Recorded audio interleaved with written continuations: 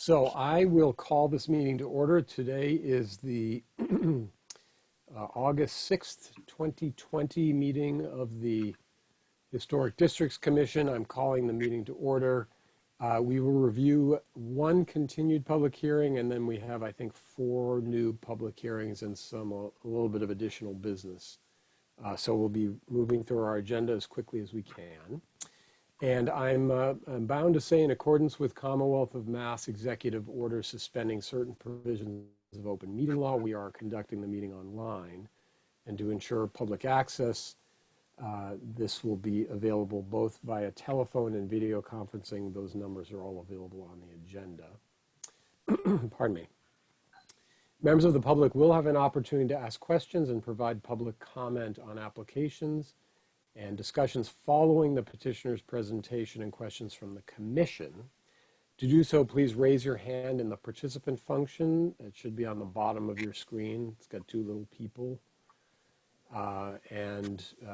Heather will call on you. And if you're dialing in, you can use *9. We haven't had anybody try that yet, but it does apparently work. We will also, Heather can mute and unmute microphones to comment, so you may need to wave your hand, or we'll get your comment in, fear not. Heather's just asked you to turn off video, please, and mute, just to preserve bandwidth and on-screen confusion. And then once there are no more public comments, and after we've concluded our discussion, I will ask the commission for a motion to either continue, approve, or approve with conditions, or disapprove an application. There'll be a second and a roll call vote, and then we will move on. So that's my official statement. I can't really say any questions. There really aren't any questions there. So why don't we go ahead and get started? The first order of business, actually I need to take attendance. Do I not, Heather? Yes, a roll call. So let's do a roll call real quick. I'm just going to go by my screen. So I'm here. Nia, Glenn, I see you there. You're muted, but I see you're here. Melinda? Yep. Melinda's here. Paul? Yes. Paul Ware's here. Abigail Flanagan? Present. Catherine Mast? Present. Thank you. And I think that's all of us on the commission, right? So we have quorum. And I know, Paul, you can only stay till 8, so the 5 of the rest of us will stick it out through the rest of the meeting. So the first order of business is our continuance. This is 129 Main Street, the Library Corporation. And this is an amendment to an already approved certificate of appropriateness. There are 4 items on the amendment that are under review. And I don't think there's any new material on the website. So this is we continued the hearing from the last meeting, correct? And this is now, we're going to look at the state of the application. So is Jeff, are you here? Jeff Adams? Yeah, hi, Peter. Hi, Jeff. I'll just offer a few introductory words. Thank you for allowing us to be here again tonight. Mm-hmm. At the last meeting, there was more discussion about the on-site accessible parking plans. Most of you will recall that we've represented as a 4th amendment an alternative to consider accessible parking on library property. Previously approved, there have been 2 spaces on street accessible parking. At the end of the last meeting, it was suggested that it would be helpful for the commission to consider alternatives to the one that was presented. And we think that's a good idea. In fact, regarding the parking, we think there's an opportunity to continue to work with the Committee on Disabilities and other folks within the town to study alternatives and to then hopefully be able to come back to the commission in early September. What we would ask for the commission's consideration tonight is to go back and review the first 3 amendments, which were the new windows in 151 Main Street, the slight relocation of the children's activity room, and the Muntons that will be designed and installed into the larger pane windows on the west elevation. At the first two meetings, we had some conversation about those, and it seems that there were no further questions from the commission on those items, although we're available to talk about them tonight. Our hope is that the commission may feel comfortable moving forward on those three items. And then we ask the opportunity to table the discussion on the accessible parking until September. Okay, thank you. May I just ask, Jeff, is there a deadline for, I mean, if we wanted to just look at this as one application and just do it all in September, is that going to delay the project in any way? Yes, it actually will. So the project is ready to go at this point, but we need the review of the HDC on the three amendments that we proposed before we can apply for a building permit. So that given that there didn't seem to be a lot of concern from this commission expressed on those three items, we hope that you'll feel comfortable discussing and reviewing those tonight, hopefully for a vote. And then we really would like to spend some more time on the accessible parking. The parking won't be added until the end of the project, but in order to apply for a building permit, and at this point, winter conditions, as an architect, you can appreciate are looming. So we would like to move forward on that as soon as we can. Okay, but at the moment, you could apply for a building permit under the previous approval, right? You've got an approval from us. True. So one of the challenges with that, and perhaps you can help with this, there is a relocation of the children's activity room, which impacts the foundation. So the approved plan is different than the current permit building plan because we're moving the children's activity room by about 3.5 feet. And we believe we need the HDC approval. It's being moved further from the property line. It's within zoning setbacks as approved, but this amendment suggests that it be moved further from the west property line by about 3.5 feet. So we need the HDC approval at a minimum to apply for a building permit. Well, otherwise that would be a change to the permit, yeah. Well, so thank you, Jeff. Let me see what the commission's thoughts are. So are people clear on what's going on here? That the process, typically we would just say, let's keep this all as one application and not, I mean, the splitting applications becomes very messy for us procedurally, so we prefer not to do that. Nia, may I ask, just going around the horn, if you have any thoughts or observations?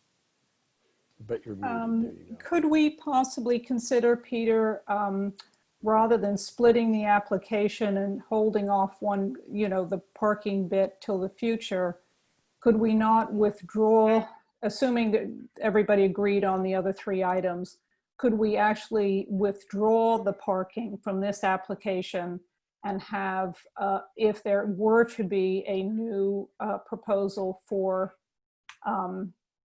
parking, have that be a new application? Well, sure, I think, and Heather, I don't that think might be cleaner.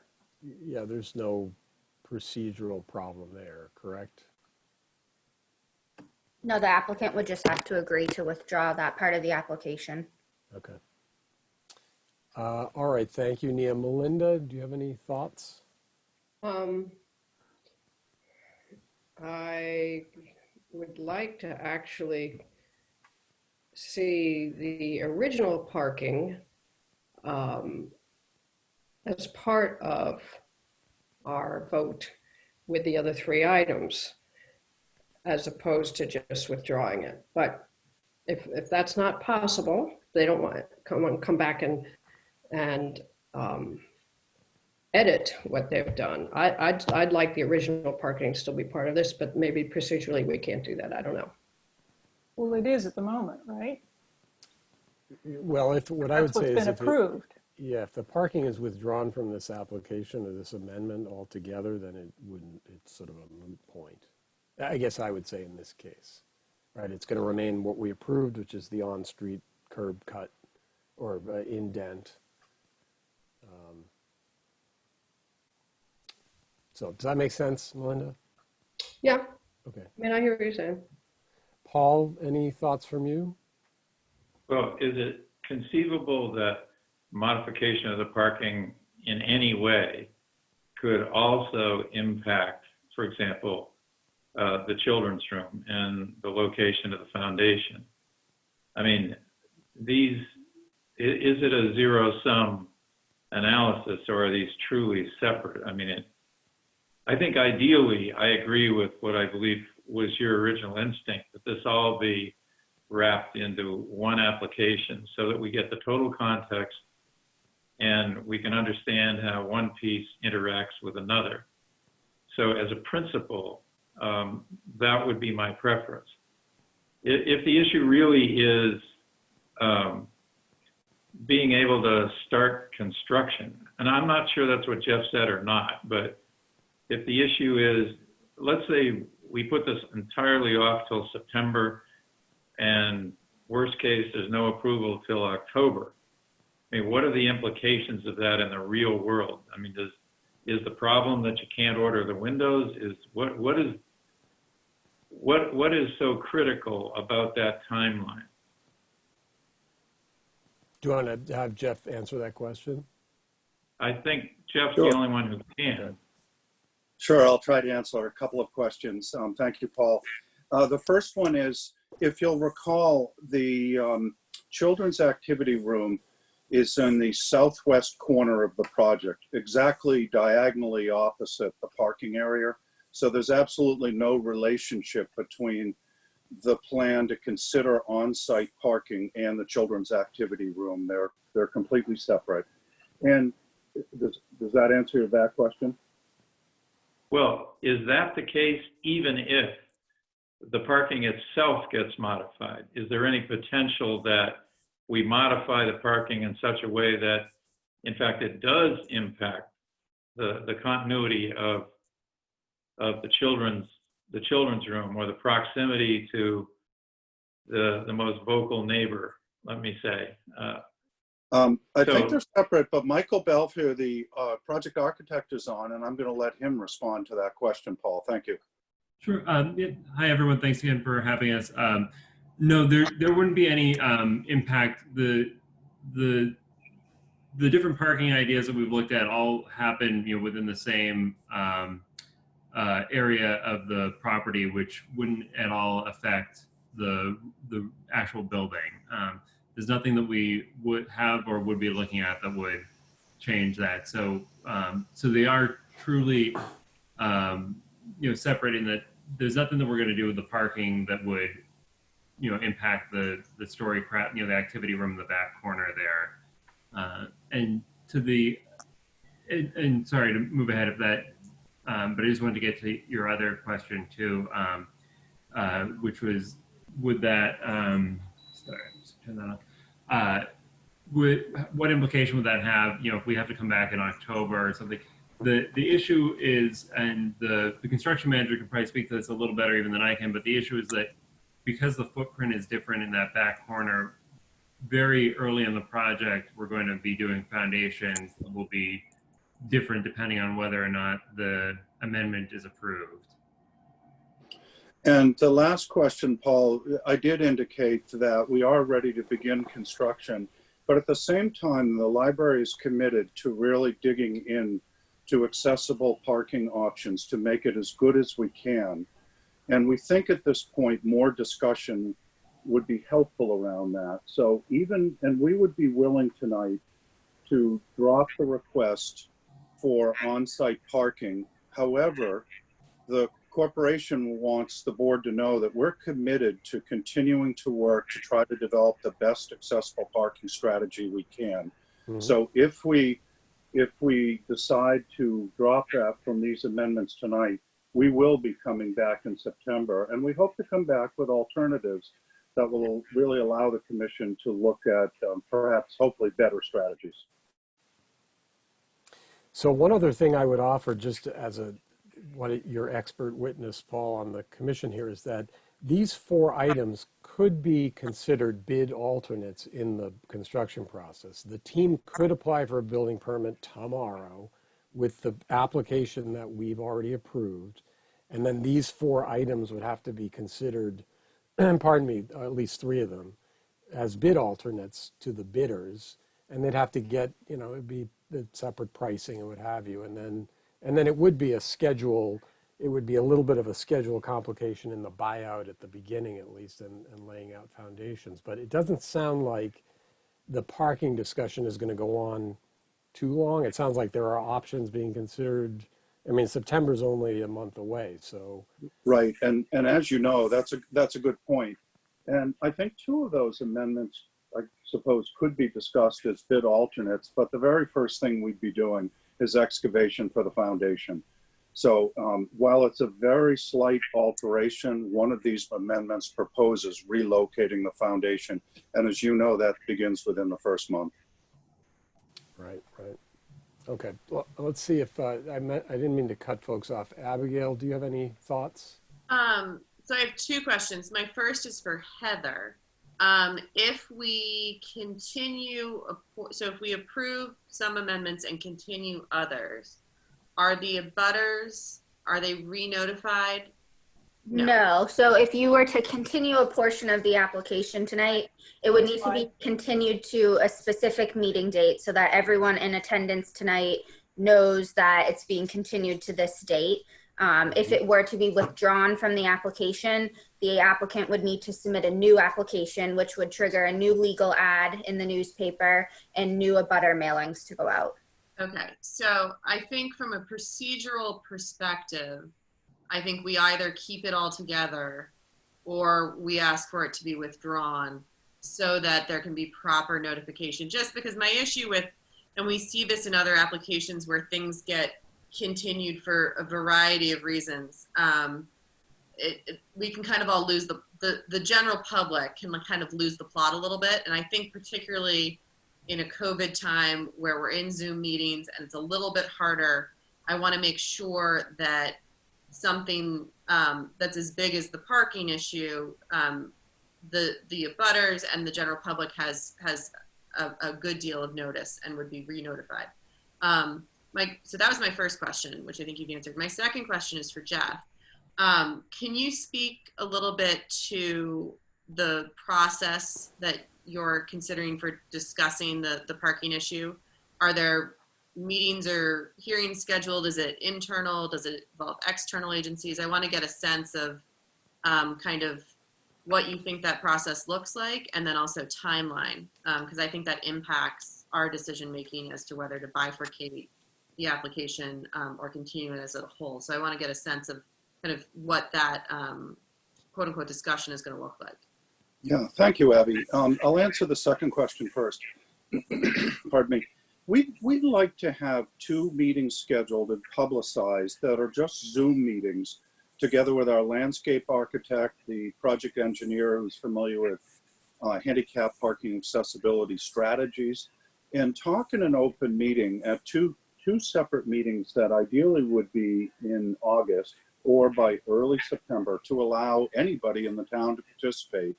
And we feel that's a more open opportunity to have those conversations rather than trying to vet that at the HDC. Our intention then is to come back to the Historic Districts Commission in September and present a couple of vetted alternatives that would give you more to think about for on-site parking alternatives. And I'm sorry, the first question was, well, I think at this point with what I've heard, and I don't mean to interrupt other commissioners' comments, but the library is inclined, if procedurally it makes sense to withdraw the parking amendment tonight, we would be willing to do that with our commitment that we'll be coming back with a new application in September for that consideration. Thank you. Does that answer your question, Abigail? Yeah, what I don't want to have, my concern about the process is that we got through this lengthy process and thought we had kind of really thoughtfully considered the accessible parking issue, and then it came back. And what I want to make sure happens in a second go round is that the appropriate stakeholders are really involved in the process. I just don't want a repeat of what's happened, is that we spend a lot of time and energy. We think we've made a reasoned, decision. Then it comes back that there's broad community concern, and we go through the process again. I just want to make sure that whatever is presented to us next, if we bifurcate and you withdraw the parking amendment, really is the final. I don't want to see additional changes after that, and so I want to make sure that in the process the right stakeholders are being kind of contacted, considered, and consulted. That's well said. Thank you, Abby. We agree. Okay, thanks, Abigail. Catherine, I didn't want to leave you out. Do you have any thoughts or observations? I agree as well that I think it sounds to me like a little more time available for the parking to be considered would be beneficial. And I think that it's clearly become an important issue, and I think we need to serve the needs of the ADA community, as well as, looking at the needs of the integrity of the building. But I think more time to have a collaborative approach and have more information around that would be helpful. Okay. So Peter, we would formally request to withdraw the application for on-site parking tonight. Okay. Well, I think that's fine. And Jean, I'm not ignoring you. Hold on just a second. Jean Goldsberry is here with us, and we'll be talking about that in just a moment, Jean. So we're, again, you can tell, folks, we're all trying to sort of get our procedures straight here, and I think on the one hand, it's fair to say, let's separate these issues. On the other hand, it is, so my concern, Jeff, I will say this, just because I've got the microphone at the minute, is, for the moment, what I'm concerned about is that any new design for parking, which again, we wholeheartedly support more accessible parking and on-site parking options, it will trigger other changes to the project. So what I'm trying to avoid is sort of a death by 1,000 cuts. You know what I mean? I don't want to say okay to this and then have something come back and say, oh, it's going to require these other changes. And then that's what I think we're concerned about. And again, this isn't unique to the library project. This has happened on other projects before. And then, we get kind of wrapped around the flagpole, and that starts to become painful. So that's what we're trying to avoid. I would agree with that. And I'm going to allow Michael to respond as well. What isn't apparent tonight is we've spent hours and hours and hours talking about parking and trying to come up with the best strategy we can. The really only on-site parking opportunity is in the southeast front corner, where it was painted out when we had a site visit prior to the last meeting. So the likelihood of any changes to the structure are very, very, very small. In fact, I don't think we would be willing to change the project designs. We are committed, however, to continue to try to talk about strategies to make the accessible parking as available as possible. But in all likelihood, if it's on site, it can only be in that location. Well, and maybe if I may offer, Michael, just to interrupt, is that the screening of the building was an issue in the original approval. So the re-proposed design was, the reason that the commission probably reacted the way it did was that it removed all the screening that had originally been proposed. So that's the kind of thing. It is the building, but it's also the landscape design and what have you. So I don't know if, Michael, you were going to speak to that. Sure, no, that's exactly right. We wouldn't be looking at changing anything with regard to the building. I just can't imagine what we do. As Jeff said, and as I said earlier, we're really looking at this one area as the opportunity. But you're right, we would be looking at, holistically at the parking and the landscaping, and how do we buffer that. I think one thing that we tried to do in this in what we submitted that's being withdrawn now is to move the parking or keep the parking as far back from the road as we could to try to get screening in, between the spaces and the sidewalk and the street. Hearing the concerns that the commissioners have expressed about, the building no longer being screened, maybe that's something that's one of the many things we might look at is, how do we put the screening back closer to the building, and move the parking, a little bit closer to the street rather than trying to get the screening between the parking and the street. So you're right that we would be looking at the landscape and the parking, but it would not be affecting the actual building architecture. It would be landscape and civil work. Okay. Okay, well, I don't think we need to reopen. I think, can I just get a show of hands from the commissioners? Is everyone familiar with all these amendments, because I know a couple of people have missed meetings, but I think everybody has been walked through the 4 amendments, correct? Mia has her hand raised. Mia, you have your hand raised. Sorry, can I just say one further thing? That's pretty much been alluded to, but from my standpoint, the design of the building was approved, at least on my part, because of the landscaping in front of it. So the design, I would not have approved the design if we had not achieved the landscaping in front of it. And I just want to make that really clear, because I'm hearing that we're not going to change the design of the building, but to me, the two were integral. So I just wanted to say that. Yeah, well, that's, thank you. I was alluding to that without actually saying it, but thank you. That's what my concern was as well. So we're at a little bit of a crossroads here. So I think,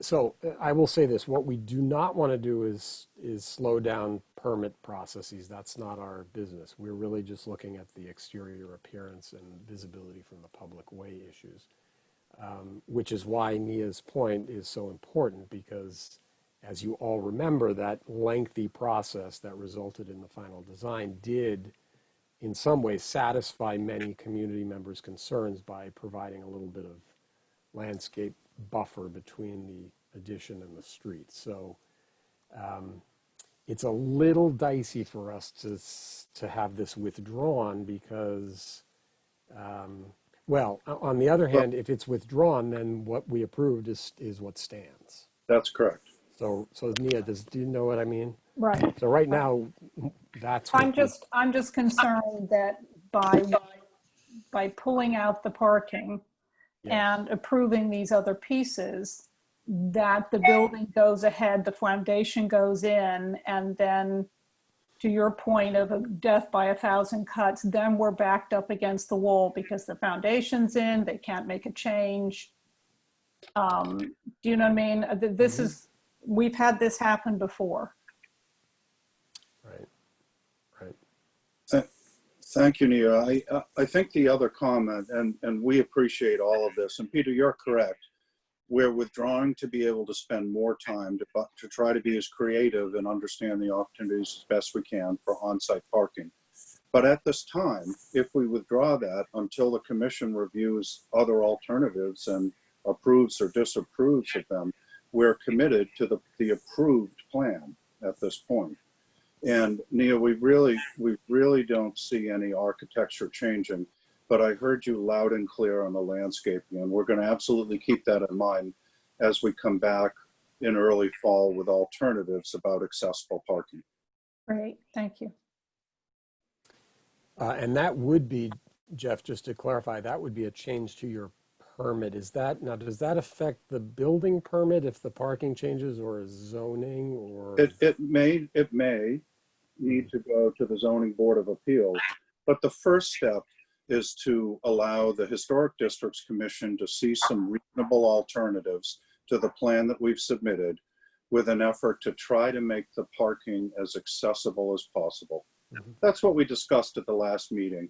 And as we discussed at the beginning of this meeting, we think more dialogue with stakeholders in the community will really help with that. Okay. So my only follow-up, which I haven't raised this point yet, but the story craft room is changing now. We went through a whole lengthy process last year of looking at roof lines and visibility from the public way. It is moving a little bit. My sense is it's not moving so dramatically that we would need to float balloons and put up 2x4s again. Although this, again, has been an issue on other projects where, you know, something moves and then we approve the drawing and it turns out to be a much bigger deal than we had anticipated. I'd like to hear from the commission about these other three amendments, how dramatic you think they are in terms of changes to the design. Yeah, do you have any thoughts about that? I think I stated before, I preferred the original design. I understand why the new change was made. I don't think it's, you know, a deal breaker. Jeff did show me how the footprint was going to change when I went for the site visit. And I have no problem with it as it is. Okay. Proposed, that is. Let me just go around real quick. Melinda, any thoughts along these lines about the changes to the building? You're muted though. You have to unmute yourself there. There you go. Sorry, I don't think there's any other option, obviously, at this point. Okay, Paul, any thoughts? No, nothing to add. I'm in agreement with Nia's observations. Abigail? I agree with Nia. I think particularly for the story craft room, the original design, what we approved and what we spent a lot of time on was preferred, but we are where we are. And I think the applicant has submitted an alternative that would still be considered appropriate. And that's the standard by which we judge these things. And so I wouldn't have an objection to those. And I don't have any objection to the windows needing to be replaced. That's just a functionality issue. Okay, and Catherine? I have no objections to those three amendments. Okay, well, why don't we, unless commissioners have other questions, I'm going to open it up to public comment. So why don't we say we're going to open it up to public comment on this application, on the amendments. Now, I think, I don't know that we have to do this in two parts if we have to approve a split or what have you before we talk about it. Heather, do we? I'm conscious of. I don't think we have to.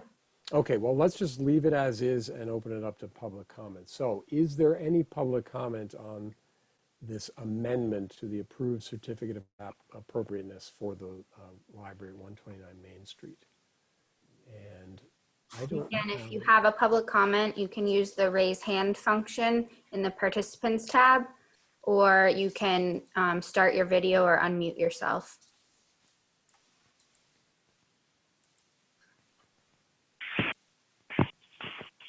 Okay, I don't see any raised hands. Oh, Jean's got a raised hand. Jean, may we call on Jean Goldsberry?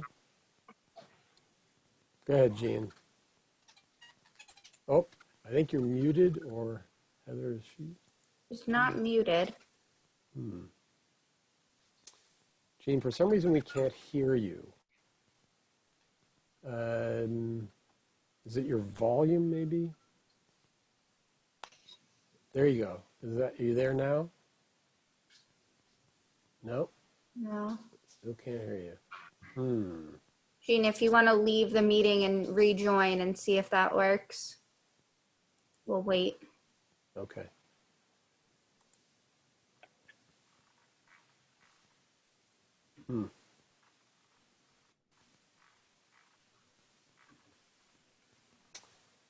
Is there any other comment? I'm looking for other hands or.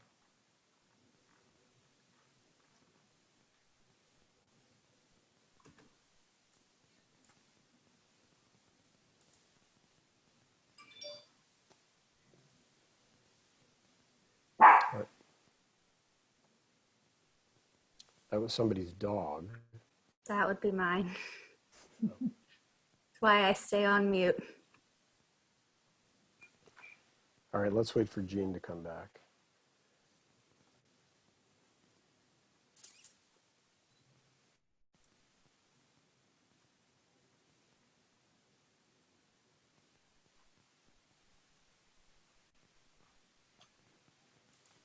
Peter, I wonder if that doesn't work, you might offer the call-in number, Yeah. which I have available if that's helpful.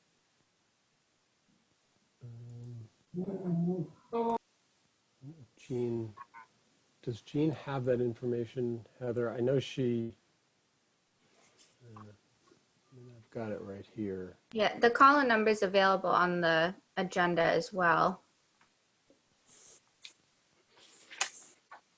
Yep. You know what? I could call Jean as well. She commented in the chat function that the inclusion of parking will be heard at the next Commission on Disabilities meeting on August 13th. So that may be what she wants to convey. Okay. Right, she's rejoining. All right, let's see if it works this time.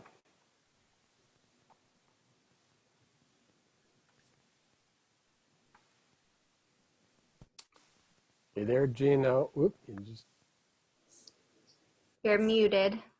how's that? You there? Oh, we can't hear you. So there's something wrong with your audio there. Can you hear us though?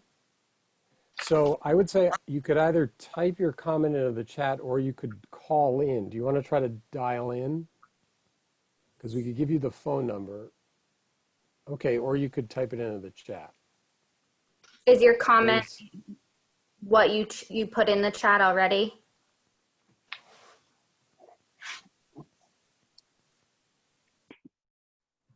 So there's a commission on. Yeah, I think, Peter, if you could ask her a leading question, whether or not her comment is limited to what's already in the chat, that might solve the short-term issue.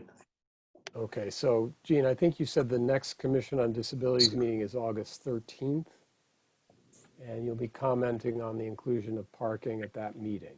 Is that right? Okay. All right. So I think at this point, if there isn't any other public comment, I would look for a motion from the commission one way or another. I will take a crack at it if you want. Thank you. I move that we approve the application for the property at 129 Main Street with respect to a certificate of appropriateness, amending the original certificate of appropriateness with respect to the following. One, changing the footprint of the story craft room, including windows as changed and subject to the cut sheets that have been submitted. Two, that the windows in the recessed areas on the west facade have been modified or will be modified to add simulated divided lights and wood paneling and trim. And three, that we approve replacement of all windows in the Haywood Benjamin House with Marvin Ultimate tilt pack double hung wood sash windows, which also would have simulated divided lights. All right, and by the way, voting members will include Nia, Melinda, and I think Paul and Abigail, correct? Catherine, do you mind being left out this time? No, Peter, do we officially have to withdraw the parking from the application? I would include that in the motion. That's what I meant. In the motion, shouldn't we include the withdrawal? Yes. Paul, if you would be kind enough. Yes, and subject in addition to the following amendment, withdrawing any prior application for approval of parking. For the amendment to the parking. For the amendment to the parking. And before we vote on that, Jean did comment in the box, in the chat box. I don't know if you want me to read that or if everyone can see that. Sure, go ahead. The Commission on Disabilities is concerned about safe, accessible parking I worry that if the design is approved as it was with on-street parking, that the final project may remain with on-street parking only. Okay, thank you, Jean. I think we agree with your concern. Yes, Peter, thank you, and we would as well. And we'd ask at this time that the parking amendment be removed without prejudice. And you've heard our commitment that we will revisit the HDC in the early fall. So thank you for that. Okay, Jean, I know Well, those. when you say without prejudice, you mean without prejudice to making a new submission, not without prejudice to making the same submission. That's correct. Yes. So Jean, I know that's no guarantee, but it's a commitment from all present here. Absolutely. Okay, well, there's a motion on the floor, and do I have a Second. second? All right, so why don't we vote all in favor, and let me just go around. Nia, Aye. Melinda, Aye. Paul, Aye. Abigail, Aye. and I approve as well. So that's our motion, and it's been approved. So the first three amendments are now included in the submission. So you should be able to now go file for building permit. But we would like to be part of all those parking discussions. So could you please make sure we're invited? We will show up and at least listen. We will. So All thank right. you very much for your deliberations tonight. We will be in touch. Thank you. All right. Thank you, folks. Thank you. All right. So that is our one continuance. I think we can go on to new public hearings. And our first one is 97 to 107 Lowell Road. This is the Millbrook Terry Condo Association. And this is a certificate of appropriateness to repaint the building. So Heather, can you share screen with me? Yes. And I believe Elizabeth is here to present. Hi, can you hear Elizabeth? me? Yes. Okay, good. Hi, everyone. So Heather, what are you?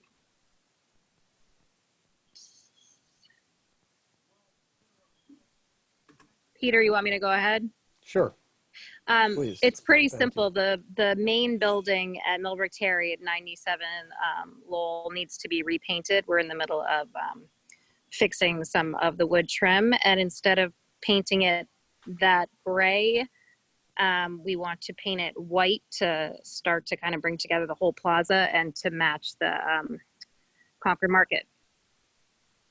So that's that seems like basically a it. very straightforward application. pretty much it. So paint colors matching, Yeah. white with dark trim. Is there anything else, or can I go ahead to the commission and have receive comments? That's it. I think my dad's on too if he has anything else to say, but that's basically it. Oh, hi, Jim. I see a big J. Yeah. Nice to see you again. All right.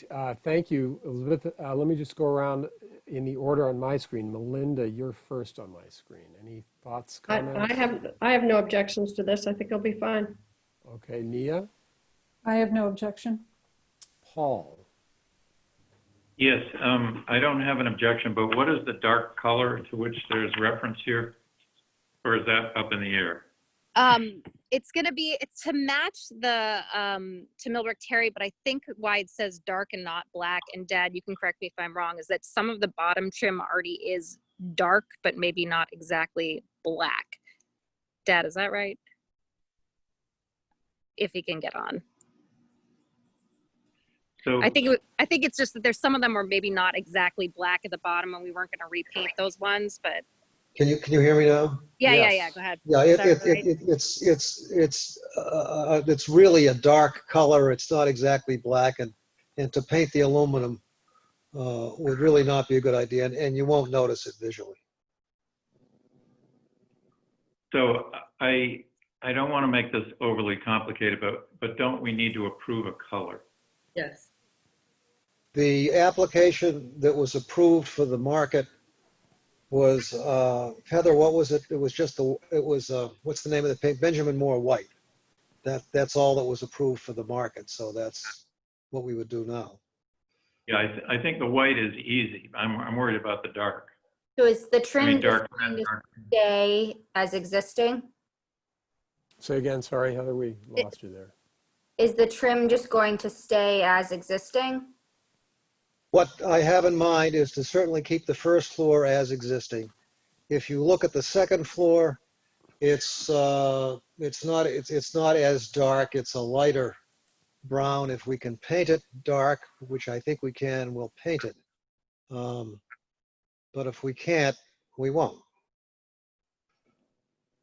Okay.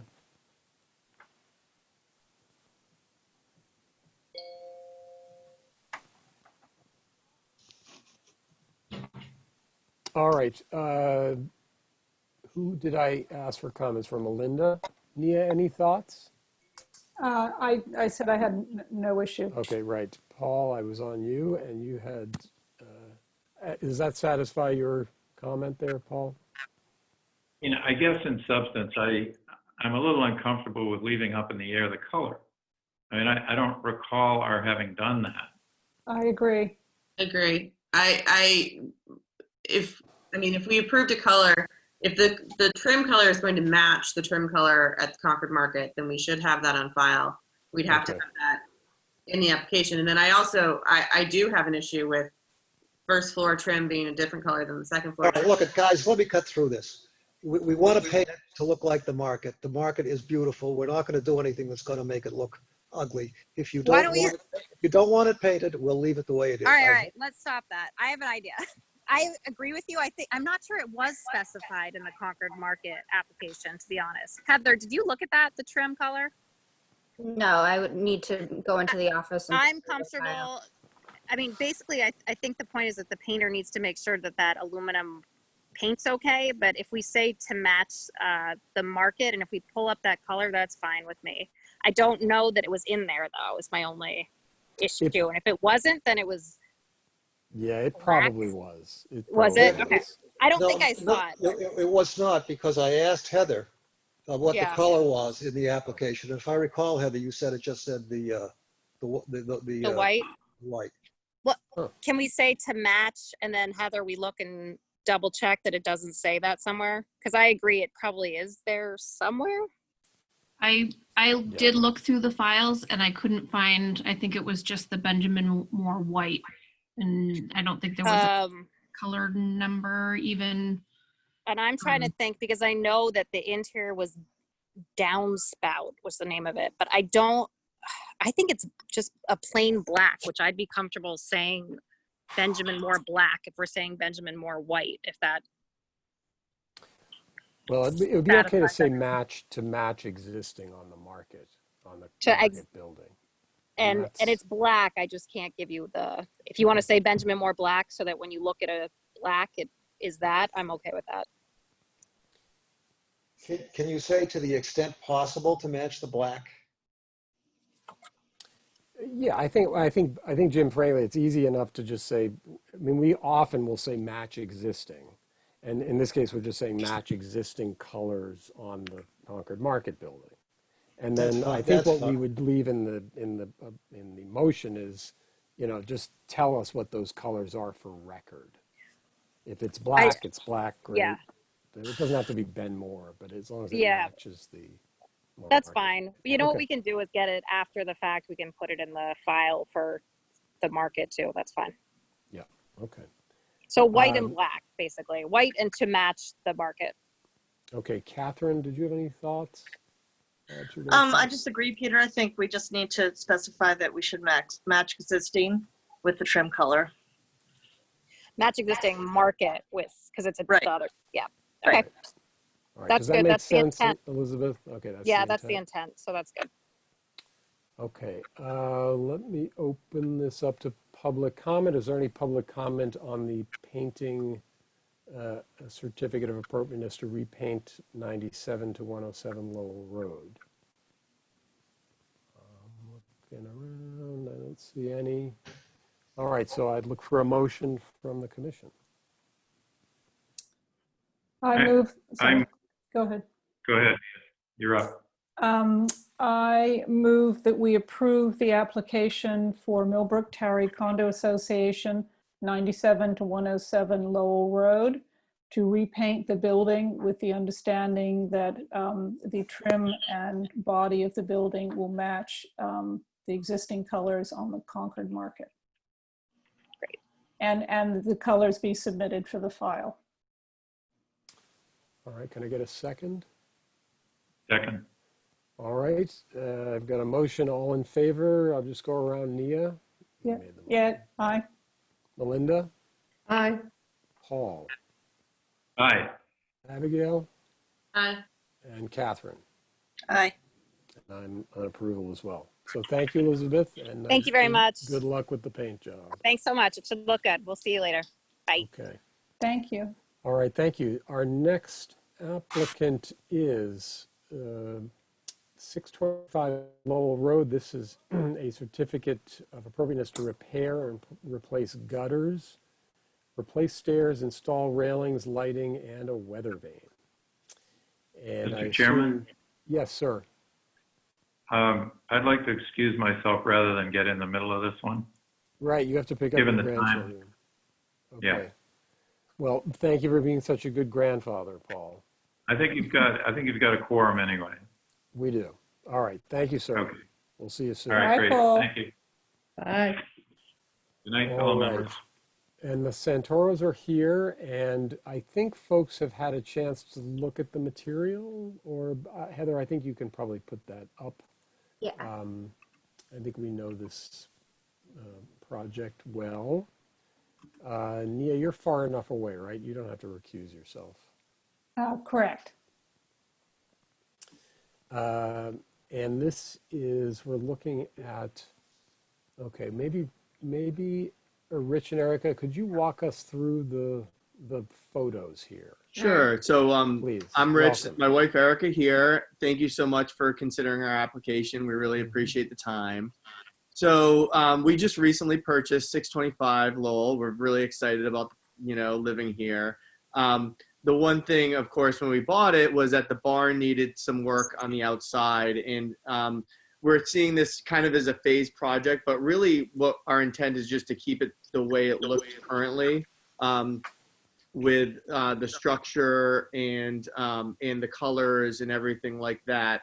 We love the barn. We just want to make sure that it's, that it's set up for maintaining the structural integrity of it. And so the first phase of what we want to do is just to try to make sure we're fixing the gutters and the fascia and the fascia and the soffits that have been rotted out. Unfortunately, it's had original wood gutters that had not been taken care of over time. And so the first phase of what we want to do with the barn is really to re-gutter, take out the rotten fascia, re-fascia, re-soffit, and re-gutter. New downspouts and everything like that. And so that's really one of the first steps in our application and phases for the barn. Okay. And then could we just scroll through the photos here, Heather? So Sure. this is. So this is existing conditions right now. Mhm.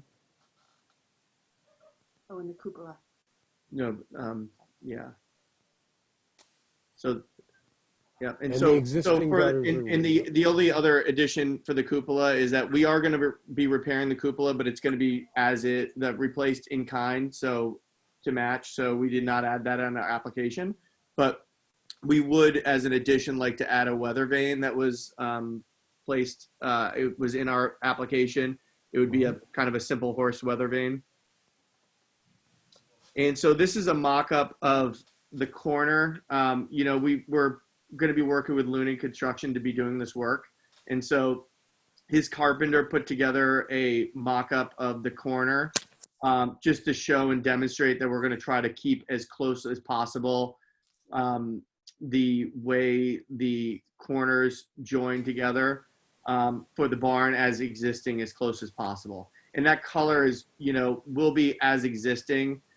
He just happened to paint it whatever color he had just available, but so that is not the actual color of the barn, but we will be painting it using the existing colors. Rich, those are aluminum gutters there, that mock-up? Correct. I mean, so that's why we're putting forth the application. You know, there's going to be a change in material. Mhm. And so, you know, with the, you know, wood gutters being obviously very difficult upkeep and maintenance over time, also with expense, they are suggesting 6-inch aluminum gutters. Okay. Got it. Okay. We can keep going. I see a couple more pictures. Oh, that was of the just trying to mock-up. hold it up to show the, You need to be taller, but yes, yeah. Okay. So I think we're getting down to the second phase of the application, which is our insurer. So two issues are going on with our side entrance. One is that our insurer has dinged us for not having handrails for a safety feature for the side stairs. Additionally, unfortunately, the side stairs are also failing. And so we'd like to rebuild the staircase also for safety reasons to make it a bit deeper and a little bit wider. And also with the addition of railings. And we're really, the idea here is something very simple. And so if you scroll down in some of the other exhibits, you'll see a mock-up. This is across the street, but really we're envisioning something very simple like this with, you know, 2 hand railings on the, not the columns, but the 2 hand railings on the side, the simple stairs, you know, probably white and a wood finish, and it being a bit wider and a bit deeper just for safety concerns to get in and out. I mean, those are really a couple 2x4s basically, or, you know, I'm not exactly sure of the dimensions, but they're very narrow and very kind of short stepped. So. And they're disconnecting from the house currently. So, gotcha. Okay. Yeah. And in addition to this, you know, we have a safety issue with lighting on that side as well, coming out of that door. Particularly, we have elderly parents who are well, unfortunately not during COVID, but now, hopefully, once COVID passes, they will be back to visit. So we would like to install some lighting over there as well. So we're thinking about a side lantern, similar this side lantern, to be installed at that side entrance. You know, in a, you know, along with the project. And then this is just a picture of the weather vane we were planning to purchase for the cupola. And this is an example of the our neighbors who are diagonally across the street in the lantern. So demonstrating a similar style of lantern that we chose. Okay. I think I've got the picture. I think so. So my only comment before I open this up to the commission is we kind of do need to see the stairs a little bit more specifically, like size and width and how they attach. And Yep. Are you working with a carpenter or an architect or? It's with Lunig Construction. Okay. So we can certainly speak to them to see if they can maybe do some sort of mock-up. Or even a sketch really is what Right. we'd be looking for. Sure. You know, my sense is, I'll let the commission speak. I don't think this really requires a site visit, but because they're small enough adjustments. But I would personally like to see a little bit more specificity. Where is the light located, left Sure. and right? How high? How do the railings attach? We know the contractor. They do good work. Great. I think it's sort of a trust but verify kind of situation. So. Sounds entirely reasonable. We can certainly work on that. Are there any specific specifications that we need to be aware of when we're thinking about this sketch and placement and things like that? Or is it kind of more an aesthetic to match kind of the historic district? I think it's just a little bit more, it's just something that describes the size and shape Right. of the pieces and parts and just shows how they're attached. It doesn't have to go into great detail, but you know, how it attaches to the building, how wide it is, where the light is located. I think they will know kind of roughly what we're looking for. Great. Okay. Yeah, we're happy to provide that. Okay, so let me go around and see what commissioners think. So Nia, Okay, well, you know me, I got my usual nerdy questions. that's why we love you. One of this is, I think I live in the hood, and I'm Oh, great. delighted that you're going to be working on the barn. So that's great news. One of the photos showed a downspout coming down and then turning an angle and going across a window. Yeah. Is it possible to do the downspout so it doesn't go across a window when Yes. you do it? Yes. So actually, the few contractors that we had up to look at the work, they all suggested getting rid of that downspout that crosses diagonally down the barn and putting two on the sides. So that was our we didn't add that to the application, but that's what we were going to replace all the downspouts, but on that side specifically, get rid of that diagonal one and just put them on the side like the rest of the barn. Okay, well, that's marvelous news. Okay. On the weather vane, would you be kind enough to let us know what the actual size is? We're terribly fussy about proportion and what that's going to look like on top of the cupola. Sure. So both the size of it and what the actual material is. Is that brass? Is it copper? Is it whatever? Sure, we can do that. I think I'd have to go back and look at the spec sheet, but I can have that. We can send that over. Certainly. Wonderful. And on the lantern that you submitted, the actual lantern is historically appropriate, but because of the town has moved much more towards dark sky compliant, we have asked in more recent years that the glass be seeded glass. I don't know if you're familiar with that. So it's got little tiny bubbles in it. Oh, okay. I see. And so that all of the glass would be that I think I know what you're yeah, I mean, about. it just slightly obscures the glare of the light. I mean, you still get good light, but generally we ask for that. And on the stairs, I know you were going to submit a drawing, but I wanted to ask, at the moment, you can see the treads, but there's no riser. There's a gap. Are you planning on having that same gap, or is that going to be covered?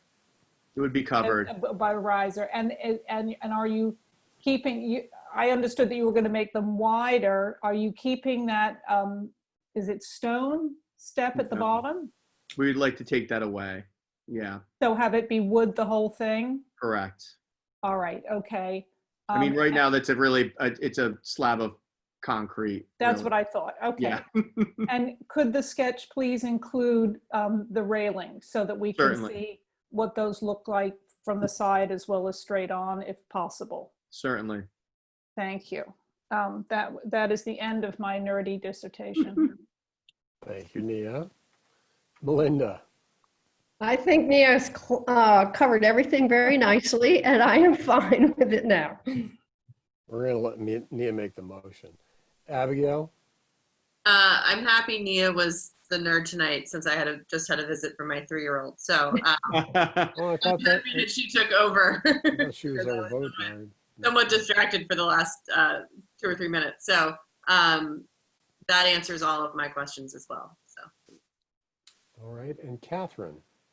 I had the very same nerdy question. So again, I think Nia covered it all. So I think we're good.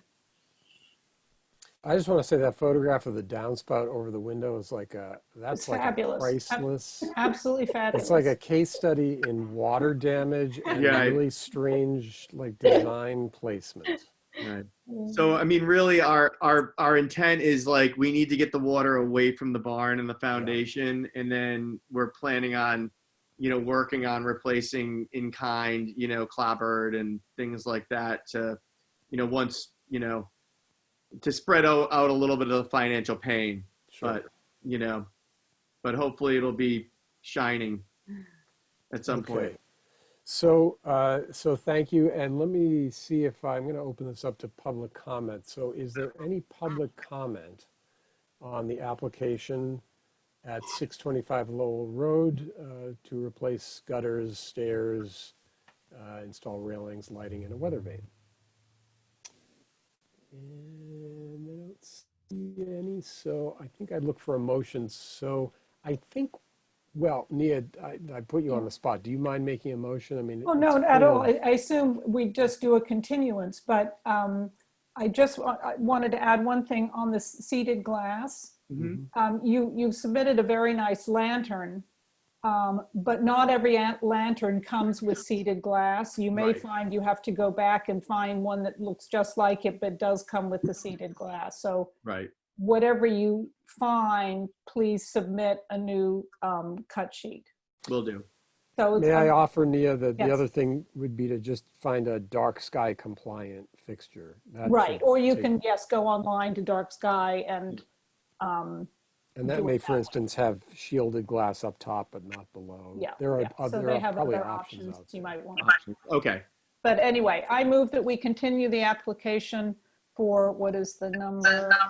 625 Lowell Road, to repair and replace gutters, etc., to our next meeting. I don't know if you're available August 2 weeks from today. When I go, oh, we might actually be. no, that, what day is that? What date is it, Heather? Thursday, August 20th. I mean, you could do it later than that, but that would be our next meeting. Yep. We're here. If for some reason, I mean, I think the only rate limiting step might be the sketch. Honestly, I mean, I think the other stuff we can try to locate and make sure it's resubmitted. Okay, I'd say do your best and submit that in advance. I'm sorry. I'm sorry. I just don't know the procedural. That's okay. Yeah, That's if you okay. could So just try to submit everything to us, perhaps by like the Monday of the meeting, Okay. or as soon as possible. I know probably trying to get the sketch from your builder will be the hardest. That's what I'm Maybe that's anticipating. the one thing you have to come to the meeting with. Great. Okay. Great. Well, we'll start working on that. If for some reason there's a delay, we'll let you know as soon as possible so we can get on a future meeting. Okay. And thank you for such a thorough discussion and application. Thank you. Far. So there's a motion on the table. Do we have a second? Second. Abigail. All right. All in favor? Nia? Aye. Melinda? Aye. Abigail? Aye. Catherine? Aye. And I approve as well. So we're continuing this to the next meeting, and thank you again, both of you, for the application. Great. Thank you so much. Have a good evening. We'll see you soon. Yep, definitely. Bye-bye. All right. All right, our next applicant, 325 Main Street. This is an application to renovate the existing house and barn, including the demolition and reconstruction of the rear addition, bulkhead relocation, addition, replacement of garage doors. I'm just going to read this list just because. New dormers, gutters, windows, doors, roofing, exterior lighting, paint colors, driveway layout and materials, air conditioner condensers and utility vents, chimney caps, various hardscape and landscape improvements, and in-kind replacement of existing materials. So, and Mark, I think you're here. I see you there. And Heather, would you mind putting the material up for us? Welcome back. Mark made it, and my wife Cheryl is with me here. Hello, everybody. Hi, Cheryl. Hello. Thank you for having us present our thoughts and provide your feedback, please. That's okay. So now, I'm assuming the commission looked through the material, but would you mind just walking us through it, please? Sure. Do you want a little context on, I guess you all know the property pretty well, so I'll not go into that. I think just from a guiding principles perspective, you've heard me say, and I'd just like to reinforce, we really are excited. We see ourselves as stewards for this wonderful configure this to really respect its historical and literary history and significance, and really be the stewards to preserve this for the next century, next 100 years. So that's the real spirit. At the same time, you'll hear that we're recommending some insulated glass and things that would allow the house to become energy efficient and more zoning compliant. So with regard to the changes that we would make, so here you see the north elevation. We really have not intended to make any changes other than to replace in kind. So we would be re-siding the house with cedar clapboard, as you see here, with the same exposure level.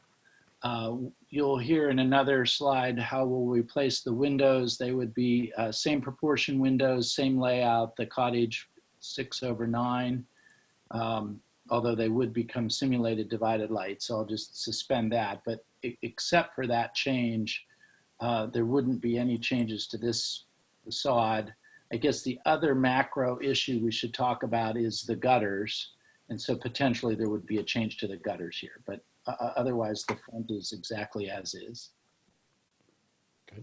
As it relates to the east elevation, this is the side facing Cottage Lane.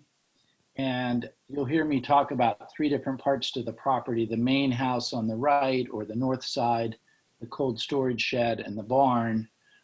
Here, the thought is that we would not make modifications to the main house at all. It would look exactly like that. When we get to the south elevation, you'll see that the dormer, that you just see a little bit of the profile on the roof line of the main house. We're making a somewhat enlarged dormer by widening that. So that would change the profile from this elevation, although we don't think that's overly significant. As we get to the cold storage shed, here what we'd like to do is take this, when you do your site visit, you'll see that it's really not house level construction. There are studs that are on 42-inch centers. It doesn't really lend itself to being, 6-inch studs for insulation. We could rebuild from the inside, but given the foundation decay on the other side, we'd like to demolition this piece of the house and then rebuild it exactly as it is. Although on the next, when we look at the west elevation, you'll see there's an indent there. We'll actually push that back 9 feet. So from this elevation, you wouldn't see a difference. From the floor plan, you would see that it becomes a wider room. The change in this elevation, though, is that right now you see 2 doors. The left door has sort of a curved archway.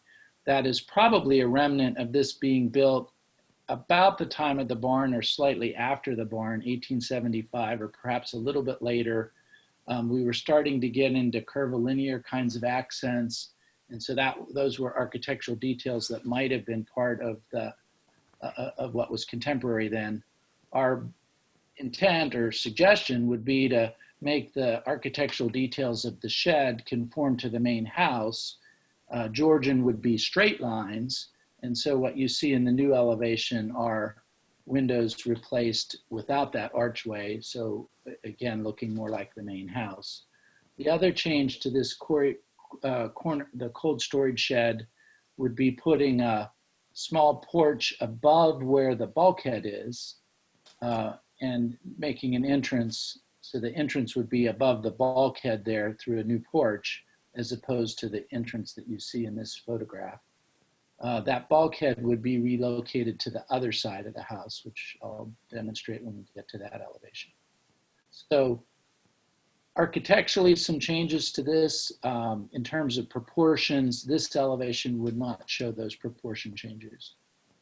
Okay. And then on the barn, the change to the barn. So the barn was built 100 years after the house, and it was intended, we believe, to be of a different design. And so you see in the original windows, they were 2/2 that was later changed to this window layout to match the house. Actually, an earlier renovation changed the house to 2/2 to look like what was then the barn. So we're instead moving to the house original 6/9 and the barn original 2/2. The barn would become a different color. And then we would make the first floor of a barn a 2-stall garage. So what is now a 1-stall wide doorway would become a 2 wide doorway. And I can show you some details on that door, but it would be an awning door that would flip up on a tilt basis, so there would be no horizontal lines to it, and it would simulate exactly the appearance of the right half of the barn door that's there now. We would retain the loft door, and a little bit, you wouldn't really notice it because of the tree, but on the south side of the barn roof, we would propose adding a dormer and making that a little bit more usable space in the loft. So you would pick up a little bit of that elevation in this facade.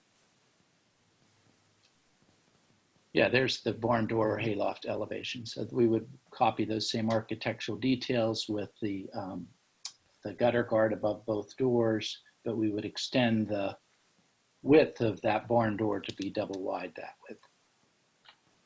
Okay. So the west elevation is a little bit hard to see because of the growth in the vegetation. In the right photograph here, photograph 6 is probably the best example. You can see the main house on the left side. The back side of the cold storage shed is that indented section, and then the barn is that on the right side. Yep, exactly. And what we would do is we would just fill in that space from the corner where your cursor was to the corner of the main house. There would be a 8-inch indent actually. So there'd be a little bit of an inset, but substantially that space would be filled in, and that space would become part of a family room that would, other side would be what you saw as the cold storage shed. The other difference on this elevation is you're going to see where this window is on the main house. There would be a bulkhead underneath that window. Because we're relocating that from the east elevation, we think this is a more discrete place, and it also makes available making the side door at that where the current bulkhead location is. So I think it makes a more attractive appearance to the Cottage Lane facade, and it moves the bulkhead over here where it can be screened a little bit more. Also on this side, we would have 2 air condensers, one on each side of the bulkhead, and we would suggest screening that with some evergreen hedges like boxwoods. And then the last modification here would be that window that you see here on the main house is actually not an original window. It was enlarged to be almost to floor level window, to be a much bigger window. So it does not match the original house window size. And that space inside will become a new kitchen layout. And so we would propose making that window counter height. So it would be approximately one pane of glass shorter, and it actually would become a casement window, not a double hung given its size. So those are the substantial changes to that elevation. And then the south elevation is really not viewable from Public Way, but here what you would see as a difference is we would change, my bullet's not correct, well, we would add the loft dormer, so we would see that up there, which you'll see on the elevation drawing. We would add a rain gutter. There's not a rain gutter here. And the other point is this window would be replaced. There's also a window just sort of tucked behind the right side of that new cedar fence. Both of those windows would become 2/2, which is what was originally there when the barn was built in 1875. So those would be changes to the south elevation. From a site plan perspective, here you see Main Street at the bottom of the drawing. On the left perimeter of the drawing is Cottage Lane. I think those are the 2 substantial elevations we want to be really respectful of. The significant difference would be to add a second driveway or second entrance to the driveway, which I've talked about with the highway department and the building department. The logic here is pulling out on Main Street as a busy street. We have a really beautiful shade tree right at that location. It's probably nearly as old as the house. It's maybe 6 feet in diameter. It really blocks your view and makes it a little bit dangerous to exit onto Main Street. And so to get some flow through the property, we would create a curb cut onto Cottage Lane. and then that would give us that loop around. The driveway surface would be crushed pea gravel, so it would be tan in color, and it would be, you know, a packed gravel kind of surface that would be in keeping with what would be horsehoof friendly from the era when the barn was built. A couple other hardscape additions: the front walkway we would propose to be red brick. There are some granite steps at the front door. We would re-level and retain those, and we'd probably add a little bit of granite trim as a threshold at the sidewalk just to sort of tie in that granite look. The other red brick pieces would be on the right side or the west elevation, just a small patio outside of the that new exit area of the house. The other red brick area would be an apron off of the front of the barn, so that would just give a landing place for washing cars and things like that to give us some practical hardscape, since the gravel would be a little harder to work with. Connecting or in between that then would be our patio area, which would become a bluestone patio. So remember, what is the cold storage shed would now become our family room. You would exit off of this little door stoop onto a bluestone patio.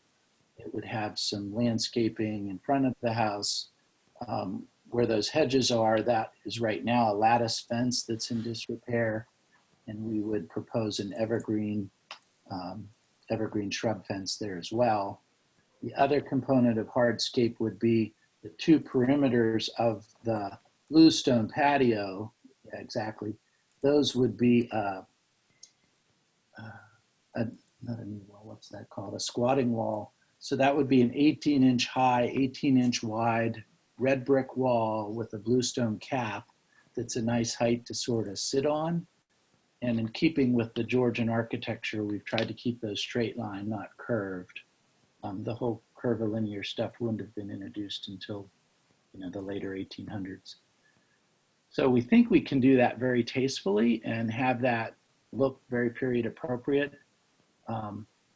And we're doing all of that within the setbacks, and have gotten you know, a verbal sign off from zoning that we can do all those things. Okay. I think everybody knows where the property is. So the replacement windows is maybe, do you want me to pause for questions before we get into windows and details? No, I don't think so. Although no, I would say go ahead and run through. I know we have an elevation drawing as well, but yeah, why don't you take us briefly through these as well so we can have all our questions at once. Okay, so I'd appreciate some guidance on the windows. So what this is outlining, I think, are the same windows we just heard specified for the library extension or addition. So these are Marvin Ultimate Wood with the architectural details that are very historic and period appropriate. They are full wood interior and exterior. They are double hung cottage style. The barn would be 2/2. The house and cold shed extension to the house would be 6/9, like the house. I'm proposing that these be double pane insulated glass, simulated divided light, and we would use an internal spacing bar to just further make those look more authentic. Any of the new windows or new locations of windows would be that same specification. The casings and pediments would be duplicating what is there.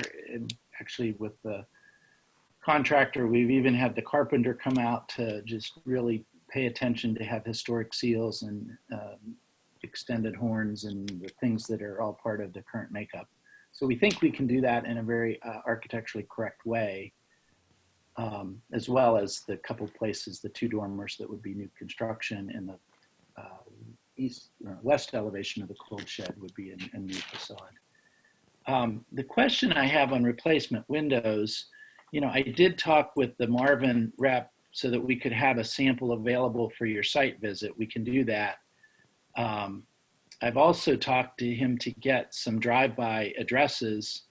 It turns out that the drive-by for full wood are none in Concord. And what we've been doing with Marvin windows in Concord are more clad exterior windows, which would be my preference. I guess they've done these windows at Middlesex School, and there's a couple other addresses in town where apparently the Historic Commission has been okay with the Marvin clad windows. So if that is a possibility, I think that's going to be more durable. It would have the same appearance. Instead of being wood, then it wouldn't require painting every 10 years or so. And it would, the divided light panels would still look like putty or glazing on the windows. So it would look reasonably authentic. So that's an open question if you would let me consider that. So that's a window issue. Sidings and casings will be similar materials to what are there. The dental molding and on the front fascia will either be retained and stripped, or we'll replace it with same proportion, same materials. The front door, we have a person or a company that would do a custom 4-panel door to match exactly the dimensions that are there. It would be a custom 5 transom or 5 light transom above, so that would become simulated divided light again, but it would match the same proportions that are there. And then the doors, I have a new schedule that I submitted 2 days ago that I think got posted. Those are doors that are matching. I guess depending on what we do with the windows, we'll make sure that those match exactly, and those would be wood doors. The shingles would be asphalt shingles, charcoal and color. Through this, I'll do some repair and painting of the front fence. A couple of the posts are starting to show fatigue, so I would replace those posts at the front walkway. Those would need to be cased then. I would case those. So essentially, it would be all same materials. And the colors we're proposing are to use Concord Academy white. The house actually was on the Concord Academy property when it was built. It was relocated to its current location in 1867. So 100 years after it was built, exactly. And so we would propose going back to that original color. The barn, we feel it's appropriate to have as a different color. In looking at its layers, we see that that was in fact the case, and we would propose Hail Navy. This picture doesn't really do it justice. Before your site visit, I can paint some samples for you to observe. But Hail Navy is a very deep blue color with a little bit of a gray undertone. And it is a historic Benjamin Moore color. So both of those are historic colors. So that's how we're thinking about colors. Okay. I guess if you can scroll down a little more. Okay, so the piece that I didn't mention here, somewhere I mentioned the gutters. So the gutters are currently, well, there's a mixture. In some cases, the barn does not have gutters. The backside of the cold shed does not have a gutter. The backside of the shed of the main house and the east elevation of the main house have a wooden gutter that is rotted in disrepair. That was probably replaced on the front elevation by the selling party at some point during inspections, perhaps, I don't know. But recently in the last 2 years, the front has been replaced with copper gutter and fluted downspouting. Copper's great. I would be okay switching to copper to unify. I actually don't think it's it isn't period appropriate, and it actually doesn't look right. So instead I would propose, and my builder and architect agreed that we should switch to aluminum that we would paint then the same color as the trim. So it would really look a lot more like a wood gutter. We would make it the same profile as the wood gutter, but in doing that, it wouldn't have the maintenance of needing to apply linseed oil inside every 2 years and all that stuff. So the proposal would be to remove the copper and make the whole property unified with an aluminum gutter painted to match the trim color. So I think that's all of the pieces. I can go into more detail on the barn door and how that gets actuated. And I can go into more detail on the 2 other pedestrian doors if you'd like. think so at the moment. I think, why don't we see if there are questions from the commissioners, if I could. Okay, My yes. only comment, by the way, on the windows is, I think I saw that you're going to put aluminum screens on them, and you probably know we like to see there's a see-through mesh as opposed to the sort of black or silver, just so you don't, the window doesn't look like a black box. And then the glass itself, I'm guessing, I don't know what the glass in the existing house is, but you just want to make sure that the low E glass doesn't look blue, or you know how that stuff can have a tint to it. Okay. Sometimes, and Marvin's good at options for that. Yeah, I mean, they've been teaching me stuff, so I think they're familiar with what we need to do here. Okay. Why don't I go around? Nia, any thoughts? Well, first, I'm very excited that we have an applicant that has come forward to hopefully restore and save this property, which is just marvelous. My personal brain is exploding with details because I'm the resident nerd on the team. But one of the questions I had was, I appreciate that you want to replace everything so you have a nice, have it look historic, but it's a nice fresh house, et cetera, and meets all the current codes. But is there, have you given any consideration to saving some of the existing materials? I know that you mentioned possibly some of the stuff around the door, but even things like sidings or sills or anything else, does it all absolutely have to be replaced? Yeah, I mean, to be uniform, well, so I agree with you, I think, and I'm probably a nerd too, so I think we'll be partners in crime here. At least Cheryl thinks that. Sorry, Cheryl. No, that's okay. I know, it's the cross she bears, I guess. So the dental molding on the front facade and at the fascia is pretty cool, and we'll really try hard to preserve that.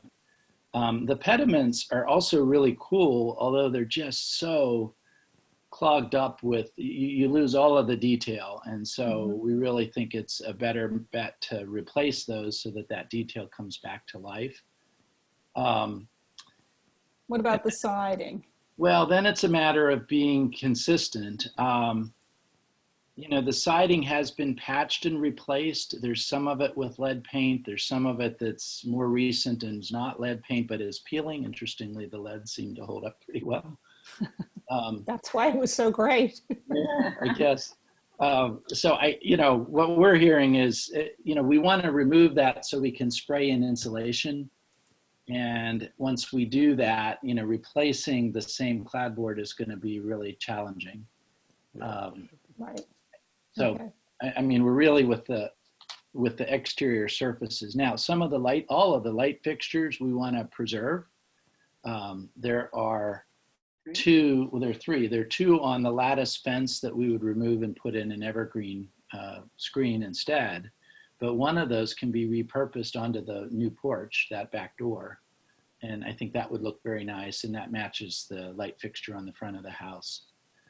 There's a couple of clothesline hooks that go from the house to the barn, stuff like that. We're going to try to, strip them down and make them real again. There are lots of layers of paint on them. So there's those kind of little details, but the windows and the clapboard, I think, are probably for consistency, we would prefer to stay with. For efficiency, the windows. We have a whole section in our guidelines on clotheslines, probably. Well, we're not going to put clotheslines up, but just the hardware. Well, I'll certainly leave the windows up to Abby, because she's the window Nazi. But one question I had about the cold storage shed. Yes.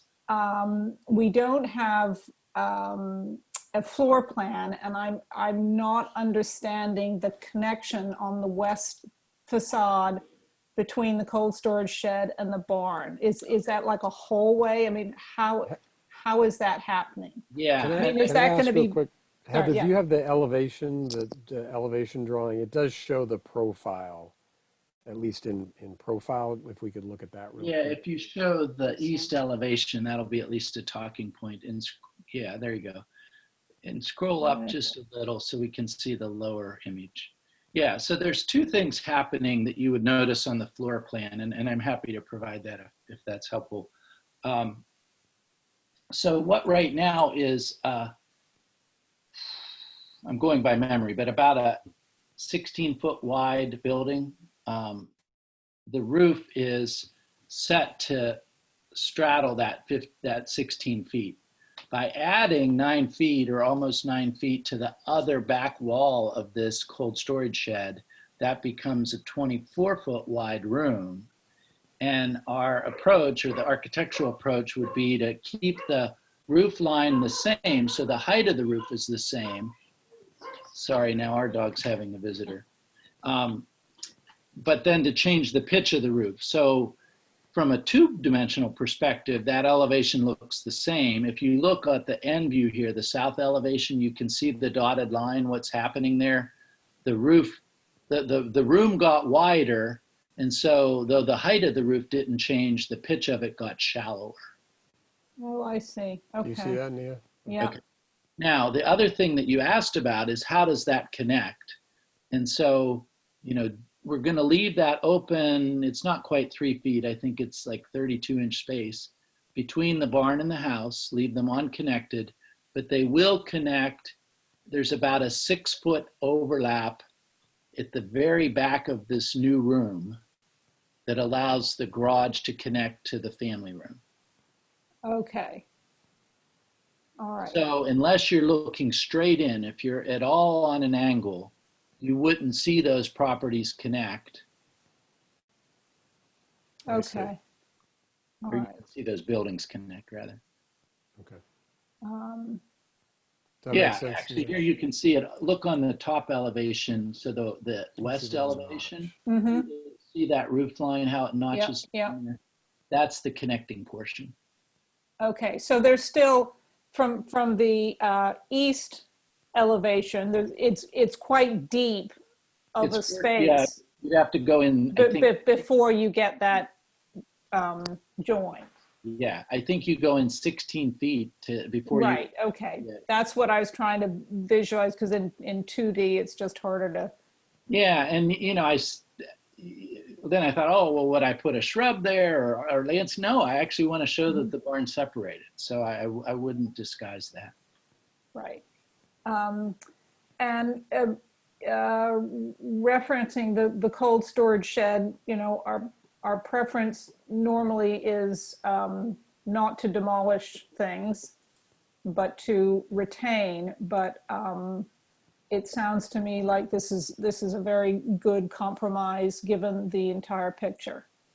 Well, yes, and I started out with plans that were to do just that. And, you know, we got into the west elevation foundation is in disrepair. And so then we were going to demolish the west elevation wall and redo the foundation, you know, so it just, then it was, okay, well, how would we insulate to come up to code? And we'd have to pull out rafters and, well, studs and ceiling. Anyway, it got to be really complicated to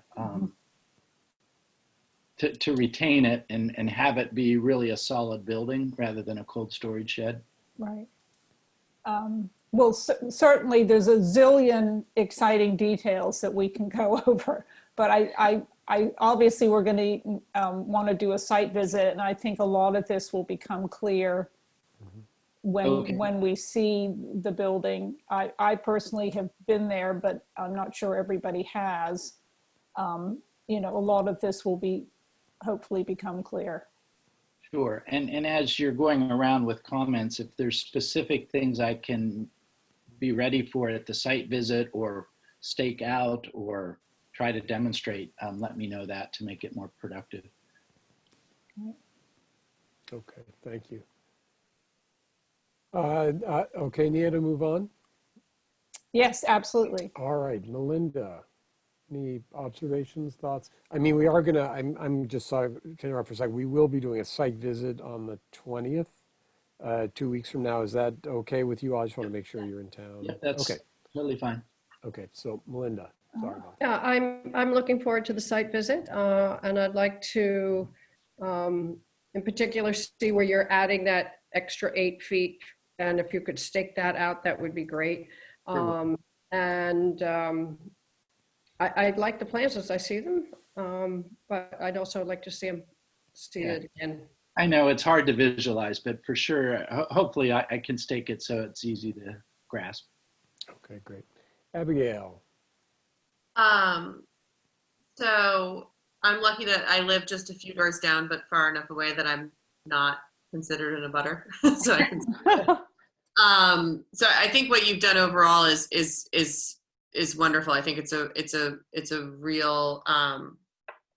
I think the project's going to be really well done and really beautiful. I have some concerns. I'd like to see the patio staked out. And then kind of generally, you don't have to stake the whole driveway, but where the second entrance will be. Yeah. Just so you can get a sense of that. In terms of design, I think the only thing that sticks in my head right now is the east elevation of the cold storage shed. I think in part because that curved archway with the door and the 2 windows, I think is one of the most charming things about the house. And we talk a lot about how these houses grow organically over time. That's one of the kind of the hallmarks of the Main Street district is that you get all these kind of higgledy-piggledy additions onto the house. So I want to take a closer look at that on the site visit because I think homogenizing that side of it too much could detract, but I understand kind of the practical concerns with that change. The gutters are interesting. So the gutter on the front of the house, that was an application made by the previous owner. Okay. That was made maybe a year ago, if anyone remembers correctly. Yeah, sounds about right. It was temporary. So we gave him a temporary approval for a copper gutter because there was obviously water damage occurring to the house. That's right. And That's right. Yeah. temporary, and he was supposed to inform the new owner, which I'm sorry if you weren't informed of that. But that the intention was never to prove a permanent copper gutter on the front of the house. Right. It doesn't look right. And it was really, he came to us as kind of a plea of mercy and said, the house is being damaged. We can't afford to do what we would normally do. We need to put something up and we need to sell the house. And we can't do it without that up. So you can look, Heather can pull the actual wording of our approval. I'm pretty sure it calls for the removal of that at some point, which thank you. I don't think it's the right thing. Yeah, no, it's not. So that will answer a little bit of the question of why is that weird gutter on the front of the house. So yeah, I think there's lots of little details to go over. I think overall the scheme is totally appropriate for the district. I look forward to the site visit. I've been through the house before. And I think most of the concerns are going to be easy to address. So I'm looking forward to it. Yeah, very cool. Thank you. Could I ask, could you put up the elevation, not the elevation, the plot plan again? Because I would like to orient the committee to sort of how that second driveway idea came about. So it makes a lot of sense, I will say. As someone who also lives on Main Street, you'll be surprised at the speed of traffic. From a safety perspective, I understand. I wanted a sense of kind of the volume of driveway. Mark, can I just interrupt just for a quick sec? Hang on just a sec. Catherine, I just want to make sure you have a chance to comment if you have thoughts on the application. I'm just in agreement that I'm very much looking forward to the site visit. I think that will really help give some better clarity and context to the drawings. But overall, I think the plans look, the changes are very subtle to me overall. And I think the overall structure is going to be very nice. I do want to look at some of the details like, the dormer elevations, for example, and the patio details as well. But, from what I can see from the elevations, I think the changes are going to be very nice. Okay, thank you. Sorry, Mark, I didn't want to interrupt. Do you want to tell us about the driveway a little bit? I should interrupt. Sure. I just keep asking, but just because it came up, I wanted to orient. So, to be completely frank, I've had really good help from the special collections from Anki Voss, I think, she's been helping me, but I can't go into the library and she's not there. And so, it's a little bit tricky to get a whole lot of historic pictures. We believe that originally, before 1939, the driveway actually came out from the barn straight out to Cottage Lane. So where the blue car is in the garage, or no, on the front of the garage, you would have imagined a driveway coming straight out to Cottage Lane there. In consideration of my neighbors, I thought, oh, well, if I'm driving my headlights, I don't want them shining into my house. So I wrapped around behind the big tree. You'll see when you're there, there's a huge linden tree that's quite majestic. And we'll clean that up and so forth. But that would let, the driveways sort of dump out adjacent to the two driveways that are on the other side of Cottage Lane. So that was some of the reasoning to do the layout that way. So anyway, I'll let that go.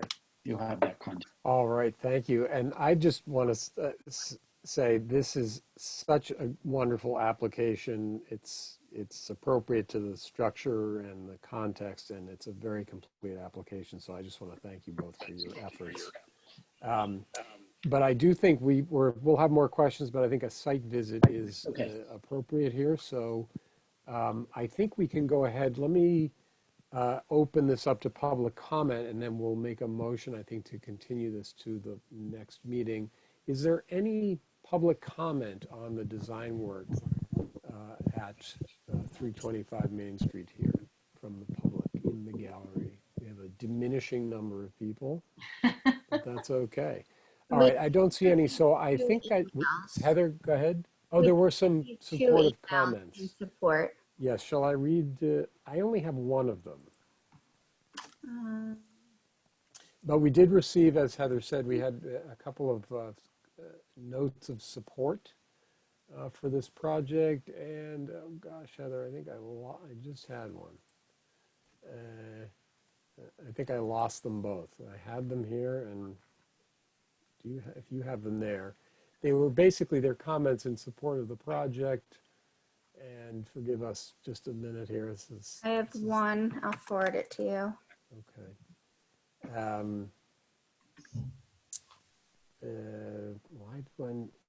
Yeah, I've talked to all of my abutting neighbors, and at least to me, they've been supportive.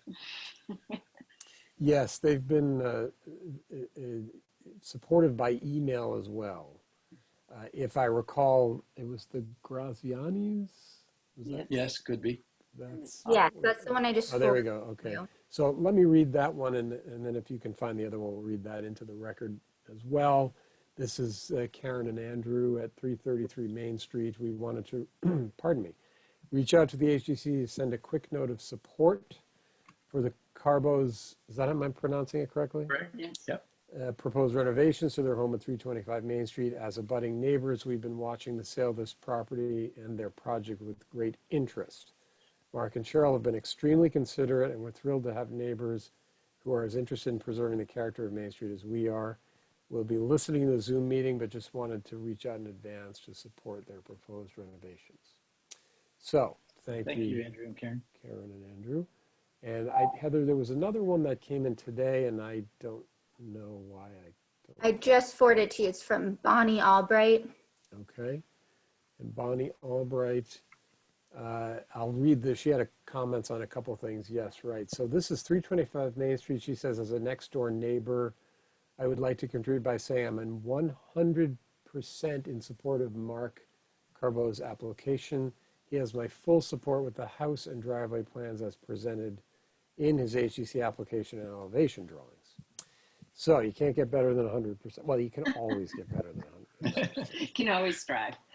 But that's, so those are two notes of support. So, so we had no public comment other than that, and I would look for a motion from the commission.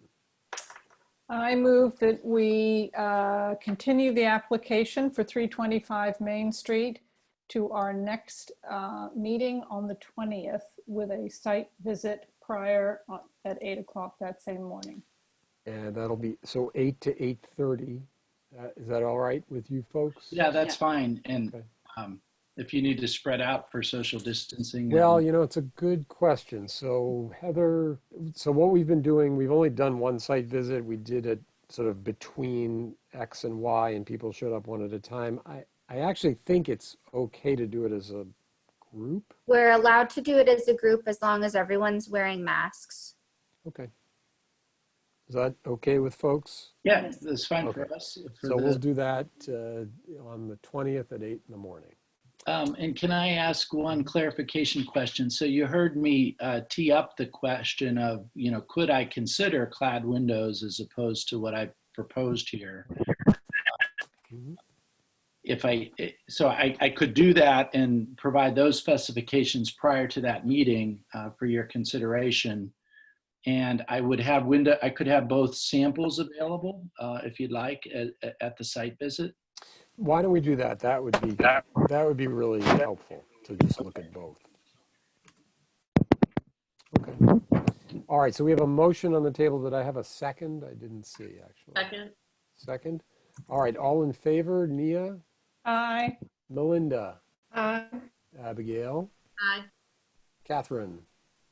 Aye. And I am aye as well. So thank you. So we're continuing to the 20th. And again, thank you both for your time and a wonderful application and an exciting design. So we'll see you there and with masks on. Indeed. All right. Thank you, folks. All right. Thank you all. All right, team. We're doing all right. We've got one final application. This is 255 Main Street, 255 Main Street.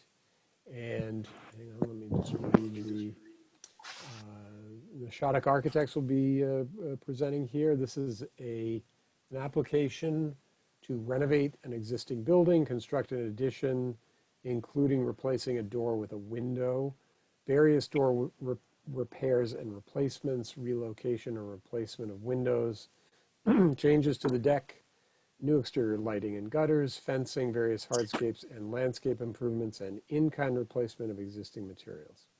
So, say that 10 times fast. So, so thank you. And somebody's joining us from the Shattuck Architects. Could you tell us your name for the record? Yes, please? This is Lisa Damiak from the Shattuck Architects. Hi, Lisa. And, welcome. The owner is also on the call, I believe, John Brook. Yeah. Hi, it's John, John. Brook. I don't seem to be able to get there by video, but Okay. I am here. We'll use our imaginations. Yeah. All right. So would you like to walk us through the material, please? Is Lisa, yes?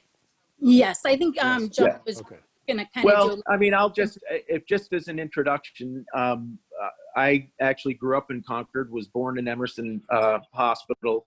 My mother and father, Peter and Ann Brook, were a big part of the town for quite a long time.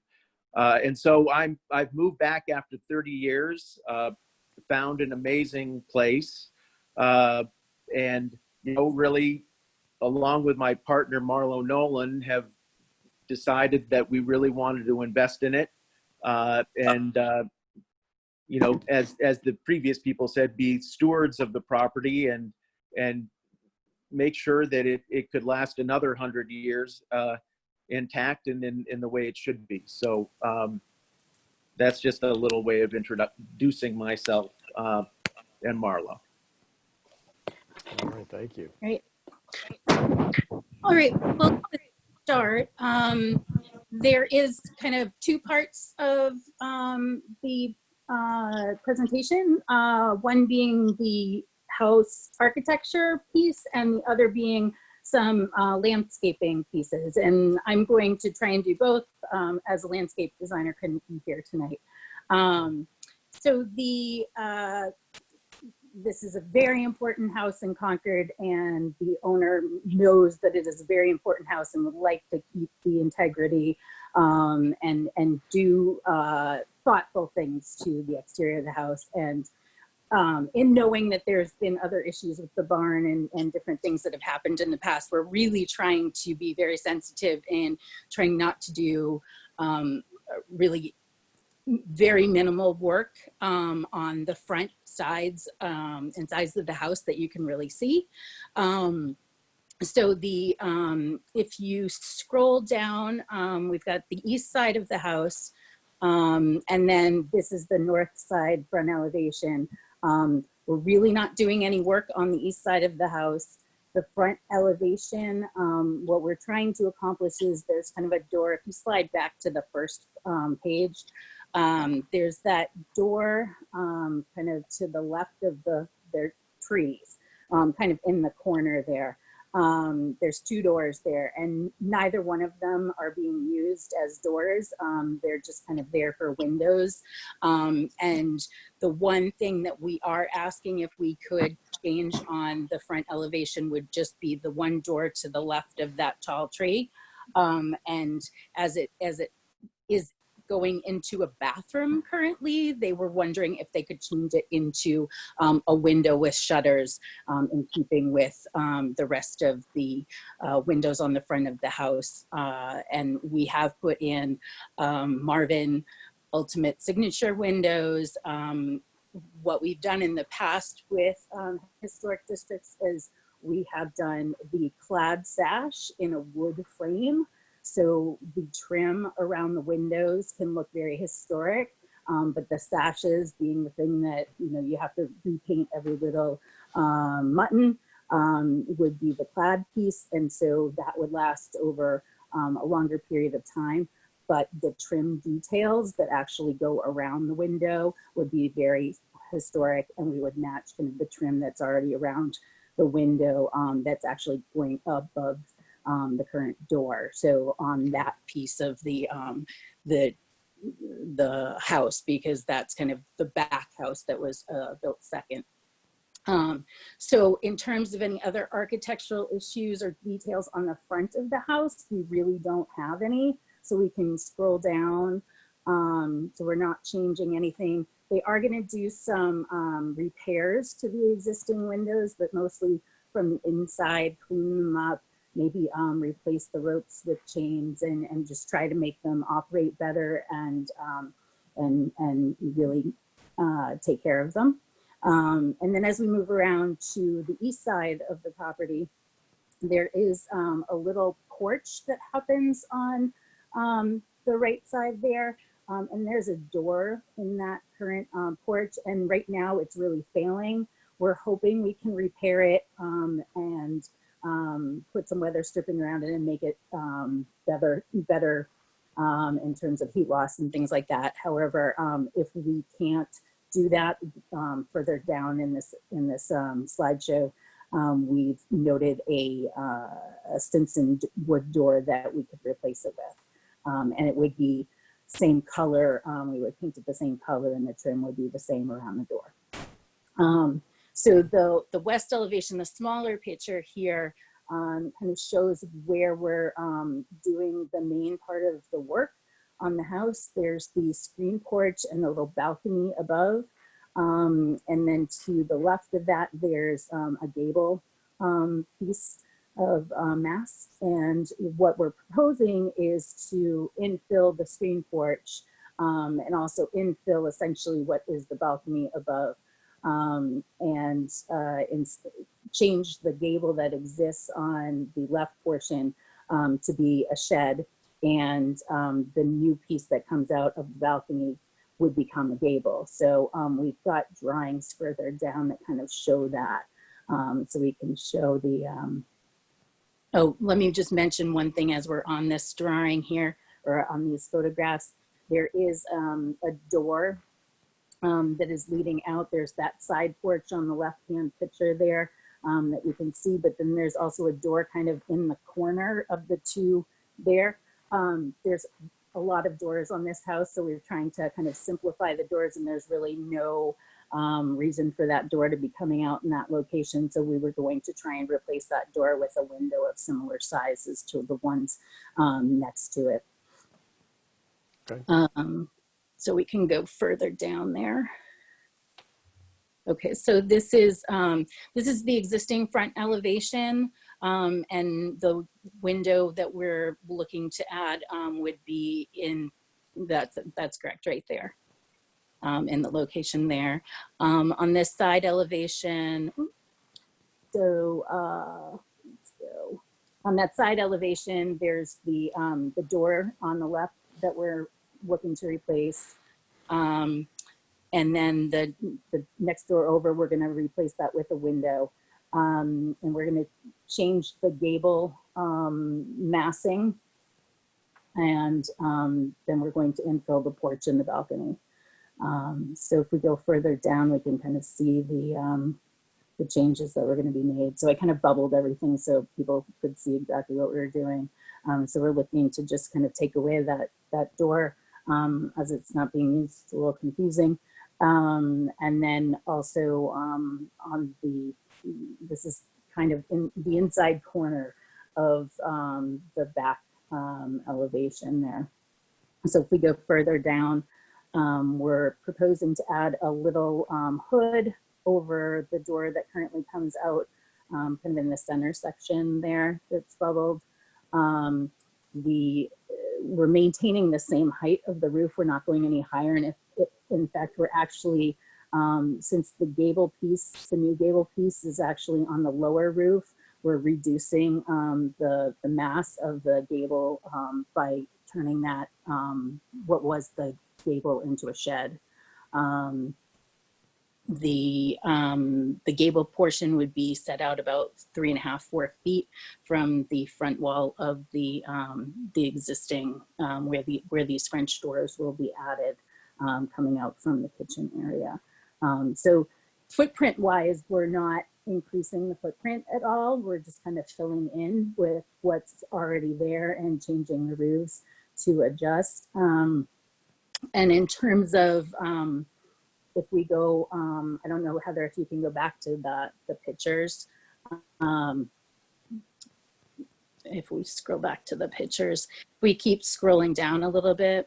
I have a picture of what you can see from that. Or there no more. There should be. The last picture I have on this one, so it might be Okay. else. else. Yeah, I had sent the updated, let's see, photos submitted on 8/3. That would be, there we go. So if we scroll down, the next one there, one more down actually would be great. Oh, I guess it's 2 up, sorry. Sorry for the one more up there. Oh, they're not showing. No, the middle one. The middle one? Okay, I go think up so. higher. I think that's what you're looking for. That. It's one big picture of what's seen Okay. from the exterior. So if you go up one more, Heather. No, it's not. For some reason, it's not showing there. Oh, that's There it. it is. That's it. That's the one. So I took this in the winter time when there were no leaves on the tree, because I wanted you to really be able to see what you can see of that backyard. And the second part of the presentation is that we're proposing the fence is falling down, going around the whole entire property. And John has spoken to his neighbors and is proposing to add a new fence and something that's a little bit more in keeping and a little bit nicer kind of than this picket fence that's falling apart here. But there would still be a high fence in that backyard area, so it would essentially be a very similar view as to what you have from this vantage point. So then the other piece, I don't know if we want to stop here and talk about the building, or you want me to continue with the landscape piece? Well, let me say this, and I realize everybody's being very patient. It is 9 o'clock. I know we are going to do a site visit.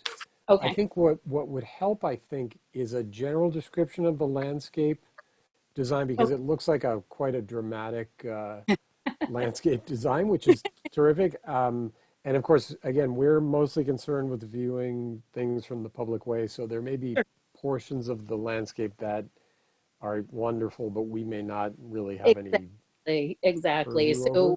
So maybe if you could just tell us about those a little bit, and then we'll see if we have any general questions. Sure. But thank you. The main thing that is going to be seen is the main thing that happens on the front is there is an existing fence that runs across the front of the property. The gates are, or the main gate to lead in to like the front door is actually in line with the door that we're proposing to take away. So it's really not leading to the actual entrance point of the house itself. So the landscape designer is proposing to change to a centrally located gate directly in front of the front door. And the materials are going to be reclaimed granite, edging, and stairs with brick. And I believe she had a precedent sheet of what the different there's 2 side fences that we're going to replace that are those picket fences, and then one goes along the left side along the driveway side, and then ends in right past the garage, and that, I believe that fence height is a 4-foot fence. It's either, yeah, I believe it's 4-foot fence. And then at the side of the barn will be those gates, and that fence will be a 6-foot height. Similarly, on the right side of the property, there'll be the 48-inch high fence that's made of cedar. So that one's not painted white. That will run back to the gated fence you can see that runs into that side porch. Could you just scroll up a little bit? I think there are some images on the top of this drawing. Yeah. I don't know if Yeah. there's a way to zoom in there. Yeah, there you go. Yeah, there you go. Yeah. Yeah. So the, let's see, it's a little hard to see these. There we go. So the very bottom left photograph is showing the fence on the right-hand side of the property where the little porch is on the side, and that fence would run back. And I believe the 6-foot high portion starts essentially at the same line as the front of the house, or where the front of the porch is, and then runs back behind the house. And I believe the idea is there's a pool in the backyard, and it's a pretty private area back there. Currently, the fence is a 6-foot fence, but where we transition into the backyard, John is asking if we could go to a 7-foot high fence, which is what Concord allows for a fence height at this point. Okay. And so the fence around the perimeter of the backyard would be the cedar with the lattice top and cap and rail at the top.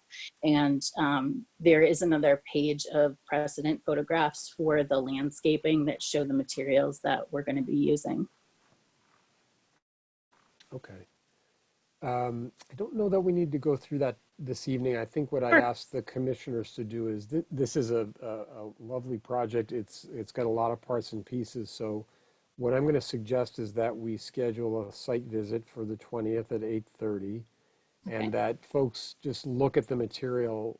If you haven't seen it already online, it's a very thorough application, and maybe come with questions to the site visit. We'll probably want to walk around and see if we can get any clarifications that morning, and then on the 20th we'll reconvene and go from there. Does that make sense to the group? Yep. Okay. Well, let me just go around real quick. Thank you, by the way, for the presentation. That was very thorough. And John, thank you for chiming in. Nia, any thoughts, comments? No, I do want to spend some more time with the landscape plan, and I think it'll become a lot more clear when we actually see the property up close and personal. Okay. Just going around the horn here. Catherine, any thoughts? I too am looking forward to the site visit for the reasons Nia just mentioned, but I do think, in looking at the elevations, that a lot of the proposed changes, I actually think architecturally are going to be very well balanced and harmonious. In some cases, I think the simplifications have a very overall positive effect on the overall structure. So so far I'm liking what I'm seeing in the drawings. Yeah. And Melinda. I don't have any additional comments. Thank you. Abigail? Yeah, I'm looking forward to the site visit. I want to take closer look at some of the hardscaping, particularly in the front. I think that's something we have to look at carefully. But yeah, no, looking forward to it. Okay, and I don't Peter, have any other, go ahead, does sorry. do we need to put up balloons or anything for the site visit since we're not kind of changing the height of the house or the addition or anything? I don't think so. I know you are changing the gable in the back, Mm-hmm, but it's within, I mean, at least I don't think so, because it's, first of all, it's up high, and the change is sort of within it's easy for, at least in my opinion, to understand what's going on. So I don't think so. I think staking out anything we're going to be able to see from the public way is really the critical stuff. Does that make sense? Yeah, no, that's fine. Yeah. And like I said, we're really not adding any footprint. We're just kind of infilling areas that exist already. So, but we can kind of go over all of that when we're at this. Terrific. Thank you. Great. So I think I'd look for a motion from the commission. I move that we continue the application for 255 Main Street to our next meeting on the 20th of August with a site visit prior at 8:30 a.m. And can I get a second? Second. Abigail. All right, all in favor? Mia, you made the Aye. motion. Aye. Linda. Aye. Catherine. Aye. Abigail. Aye. Aye. All right. Well, thank you. And I really didn't mean to rush you. I just realized it's getting late and everybody's starting to kind of flame out a little, zoom out, it's the Zoom fatigue thing. Yeah. All right, but thank you. It's a very thorough application. Looks like an exciting project, and we will look forward to seeing you all on the 20th at 8:30, weather permitting, unless we're having another hurricane. Okay, right, then. Thank you, folks. Thank you. All right, have a lovely evening. So that concludes our new application material. We have some other business, and I recognize it's 9:15, so if you could just hang in there, give me a little third wind. Really, the two things are the two draft warrant articles, and we have some folks here from the Jenny Dugan neighborhood and also 21 Thoreau. Is anyone here, any commissioner, unclear what these two warrant articles are about? That's really my first question. You kind of know where we're going. Yep. And I thank you all. I see, Matt, you're here. Thank you for hanging in there and witnessing our process. So the new material, Heather, help me out here, on the site are the two draft amendments, the warrant articles. Now, these are for 2021, not September this year. Right. No, these would be for next spring. And you've also done is there a draft letter questionnaire? Yeah. There we go. There's a draft letter to property owners for Jenny Dugan Road, which it's all mirrored after the packet that we sent out for the proposed Main Street. So it would include the letter to the property owners, a map and property index, the frequently asked questions sheet, and then also the property owner questionnaire, which I could also, once it's approved, make a Survey Monkey link so that they can do it online as well if they don't want to mail in the questionnaire. So I don't know if people have had time to review those, or if you want to look over those before our next meeting. Because I'd like to get the ball rolling on the public outreach for Jenny Dugan Road. We don't really need to do outreach for 21 Thoreau Street because it's just the one property and the property owner is in favor. But Jenny Dugan Road, we do need to start the outreach, get feedback, schedule a public hearing to get feedback there, that sort of thing. So let me ask a question then, if I may.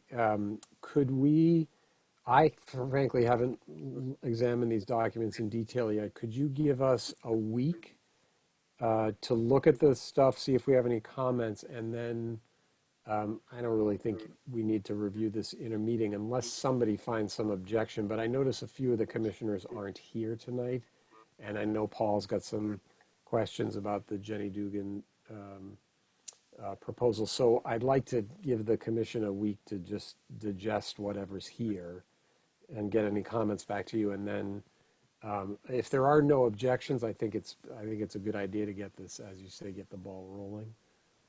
I would like to personally see if we can go see the neighborhood maybe as a group. I know we've talked about that.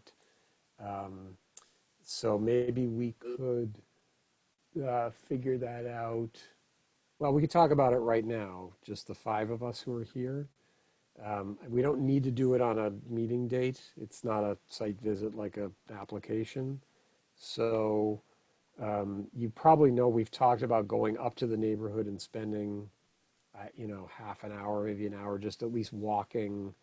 Because of COVID, we have to do it like the site visits. Everybody's wearing a mask. Maybe Matt, you would be there with us, and maybe other neighbors. And we just sort of tour the neighborhood.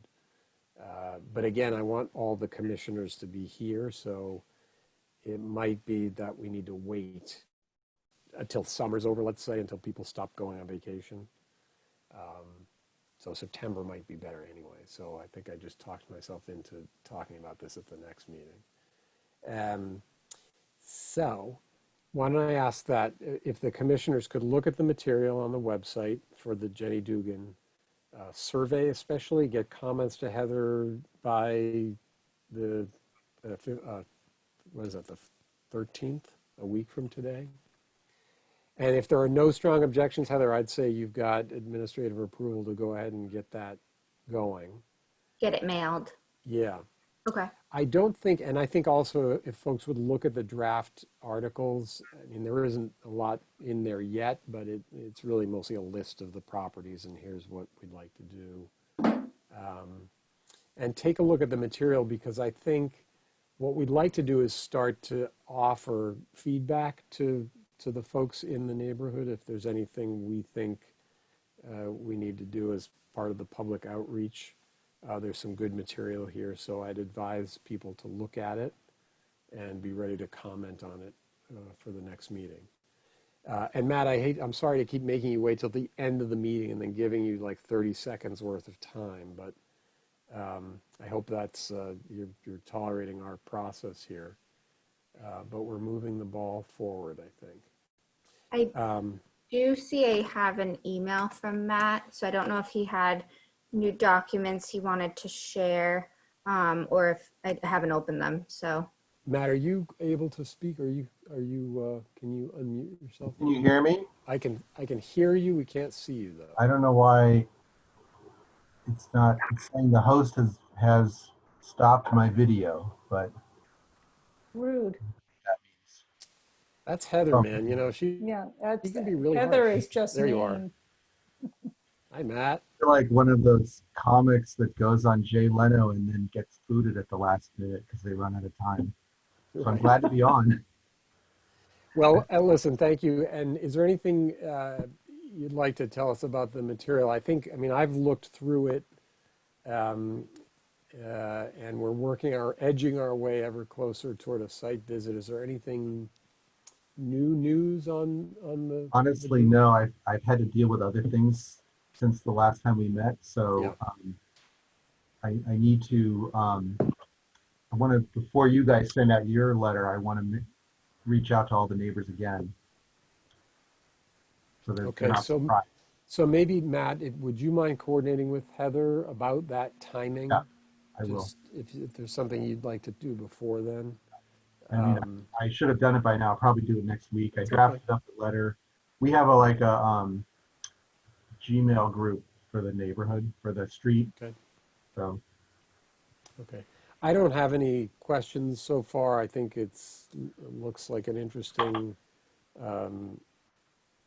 new district. I have no, strong feelings of where objections might come from. But that's part of our public outreach process. So one of your members who's not here was the person who had some misgivings and basically said they weren't convinced yet. And that's right. That's Paul. What do you? And I know he's not here. Do you have a sense of what his hesitation is? Is it just that he wants to be more educated, or?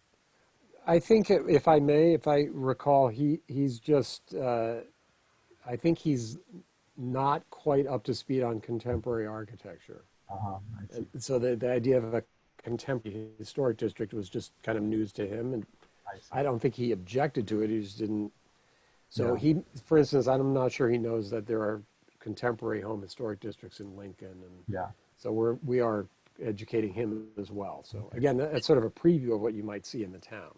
Yeah, I think one of his concerns was, and because he's a lawyer like me, was like, how do we draft guidelines? Do we need different guidelines? What are the standards we would use? You know, we kind of have our, you know, our rules, and we have our understanding of kind of the colonial architecture and all of that. But I think he was hoping to have some more understanding of what would be kind of our guiding principles and guidelines. Yeah, and what would the reverberations, that's right, be for a different into type our of, guidelines. Historic district. So I don't think. And what kind of precedent this is setting. Yeah. So actually, Matt, not like you need more homework, but see, this would be something that would be helpful for one of us on this call to do, which is to look at our guidelines in light of the deck home aesthetic and see, you know, there are like 30 different chapters, you know, when it comes to gutters and downspouts and blah, blah, blah. Are there amendments we would have to propose to our own guidelines, or would we have Your us? guideline, like I haven't looked at them. Are they prescriptive? I mean, are you saying that they what kind of gutter to use or what kind of? No, they're not prescriptive, but they are, you know, they're sort of tilted if the right way to say this is toward sort of, you know, 18th and 19th century architecture. Yeah. So there may be pieces of the buildings that just aren't even mentioned in our guidelines. Okay. And it might be an appendix. That may be the way to do it, Abigail. You know, maybe we. Okay.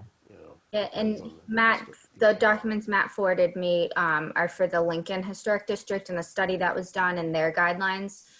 So I'll look over those and kind of think about how they could be best incorporated within our guidelines. Okay, and feel free to share those. You don't have to necessarily put them on the website. You could share them with us by email, Heather, if they're too big. That would be helpful.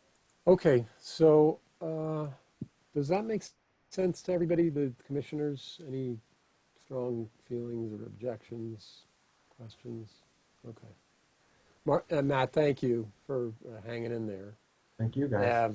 So we'll make some progress on this in the next couple of weeks, and then we'll reconvene again. I do think we won't do a site visit until, let's say, September, when everybody's back from the Cape or wherever far-flung regions they've gone. Are we able to do public hearings at this point? So Surely it not. would be via Zoom. Yeah. Oh, dear Lord. Okay. So lots of them. What's that?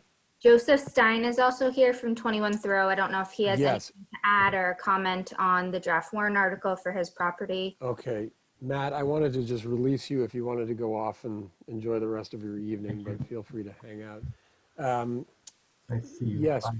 Joseph, so I just want to say there was one comment. Should we share that yet, Heather, or no? You can share it. Just from Bonnie Albright. I don't know if you've spoken to her. She was, well, let me just read it. She says, as a close neighbor to 21 Thoreau Street, I would recommend that the house not be included in the historic district. There are so many non-historic district homes and businesses near this location that HDC expansion to a new property is out of place. For example, I live in a concrete block 1947 house in the district, and I live next to the tall modern house that Tias built on Cottage Lane. It's an extreme and onerous juxtaposition that one neighbor has to comply with strict HDC regulations and the next one does not. Since 21 Thoreau is on an edge like this that pushes into a non-historic district zoning, I think it should be left out of the district. So it's an opinion that says, please no. So anyway, that's just for the record. Again, we do have some good material here. Heather's posted a draft article. We have the Macris form, the map of Thoreau Street. Are there any questions from commissioners about this particular? This is, again, just a tiny little extension of the Main Street Historic District. I think it's great. Okay, and so this is other business, so we don't have to be too formal. Ned, I see you just unleashed your camera there. Are you there? I'm here, You and have a comment. great to see Joe. I defer to Joe first for his comments, if he has any, before I say anything. All right, Joe, do you have any? Oh, you're muted though, sir. Hi, Peter. Hi, everyone. Thanks, Ned, for those nice comments. You know, we love this house. This house is an old house. We're stewards of the house. We want to take care of it for future generations. And you know, one of the trends I've been noticing in Concord, we've been here for about 8 years now, a lot of tear downs, and the town is changing. And so we want to do our very small part to kind of keep, you know, the Concord that we know and we love alive and vibrant. So we're trying to maintain this home for future generations, basically. All right. Ned, are you a former homeowner there? Exactly. And I don't want to protract the meeting any longer. You've all had a long night. Mandy and Joe bought the house from Cynthia and me.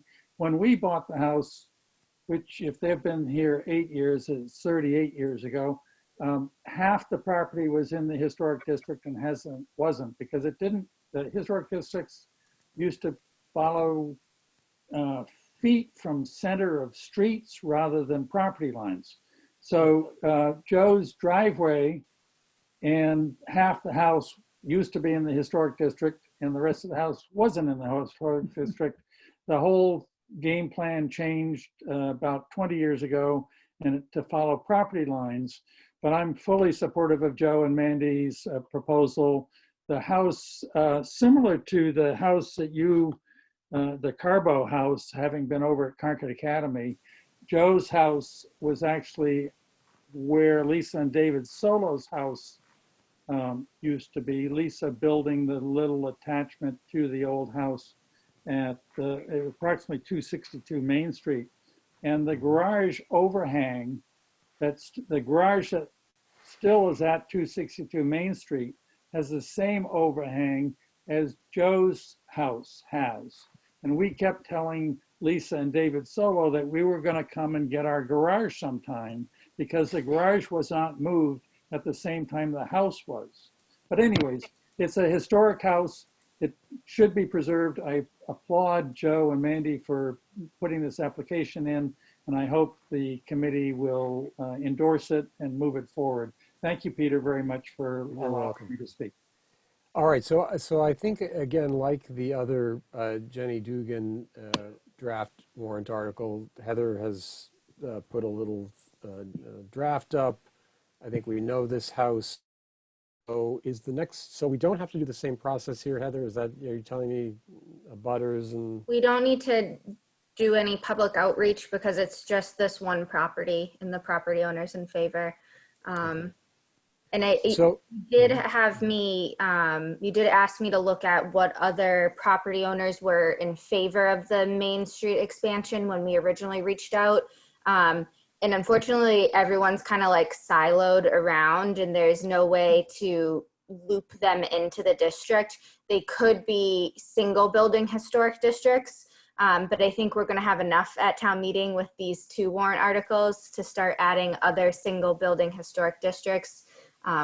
Might be getting a little crazy. Okay, so in other words, this one is far more logical because it's just an expansion of an existing. Right. Okay. The other ones would need to be single building historic districts, which would basically follow the same process, but they would all need to be their own warrant article.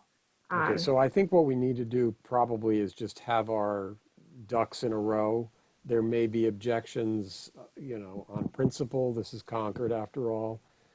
Somebody may stand up and start waving the American flag and what have you. So I'd like to be ready to, you know, answer with logic and facts and so forth. So why don't we start to gather that stuff, you and I, and we'll present that to the committee, talking points or FAQs or something. And Joe, you might be able to help us, and frankly, and Ned too, just to talk about the house and the edge of the district condition and what have you. Does that make sense to everybody? Yeah. Just to kind of keep pushing it along, because I would like to it seems easy, which is, that's what concerns me, right? And it may very well be a total slam dunk, and it'll come up at the end of the night at town meeting, everybody gets so exhausted they'll just say yes. That's what we always hope for. I'm just kidding.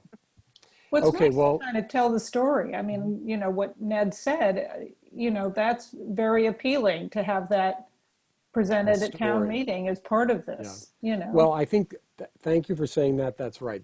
I think there's a story here. There should be a presentation. That's right. It's as to the storied history of the house. Right. And so let's start to think about that. And maybe Joe, and Ned, we could put a sort of narrative together as you were. And then we'll show some pictures, and it should be relatively straightforward. So, okay. Any questions from commissioners? I'm looking at the four of you. If anybody's, okay, no, people are starting to Abigail, you're fading way back in the room. All right, you've all been real troopers tonight. It's 9:30. So, and Heather, thank you. And all of you, frankly, Joe, Ned, Jane, I see is still here. Heather, Carrie, you're still here. Thank you for hanging in there tonight. So I think that's our last bit of business, Heather, yes? Yes. Can I entertain a motion to adjourn? I move that we adjourn today's meeting of August 6, 2020. Second. All in favor? And I'm just going Aye. to take a hand wave. I think everybody's waving. Bye-bye. All right, we are officially adjourned, and thank you all again for your work tonight, and I'll see you soon, a couple of weeks. Thanks. And Heather, thank you. Good night. Thank Good night. you.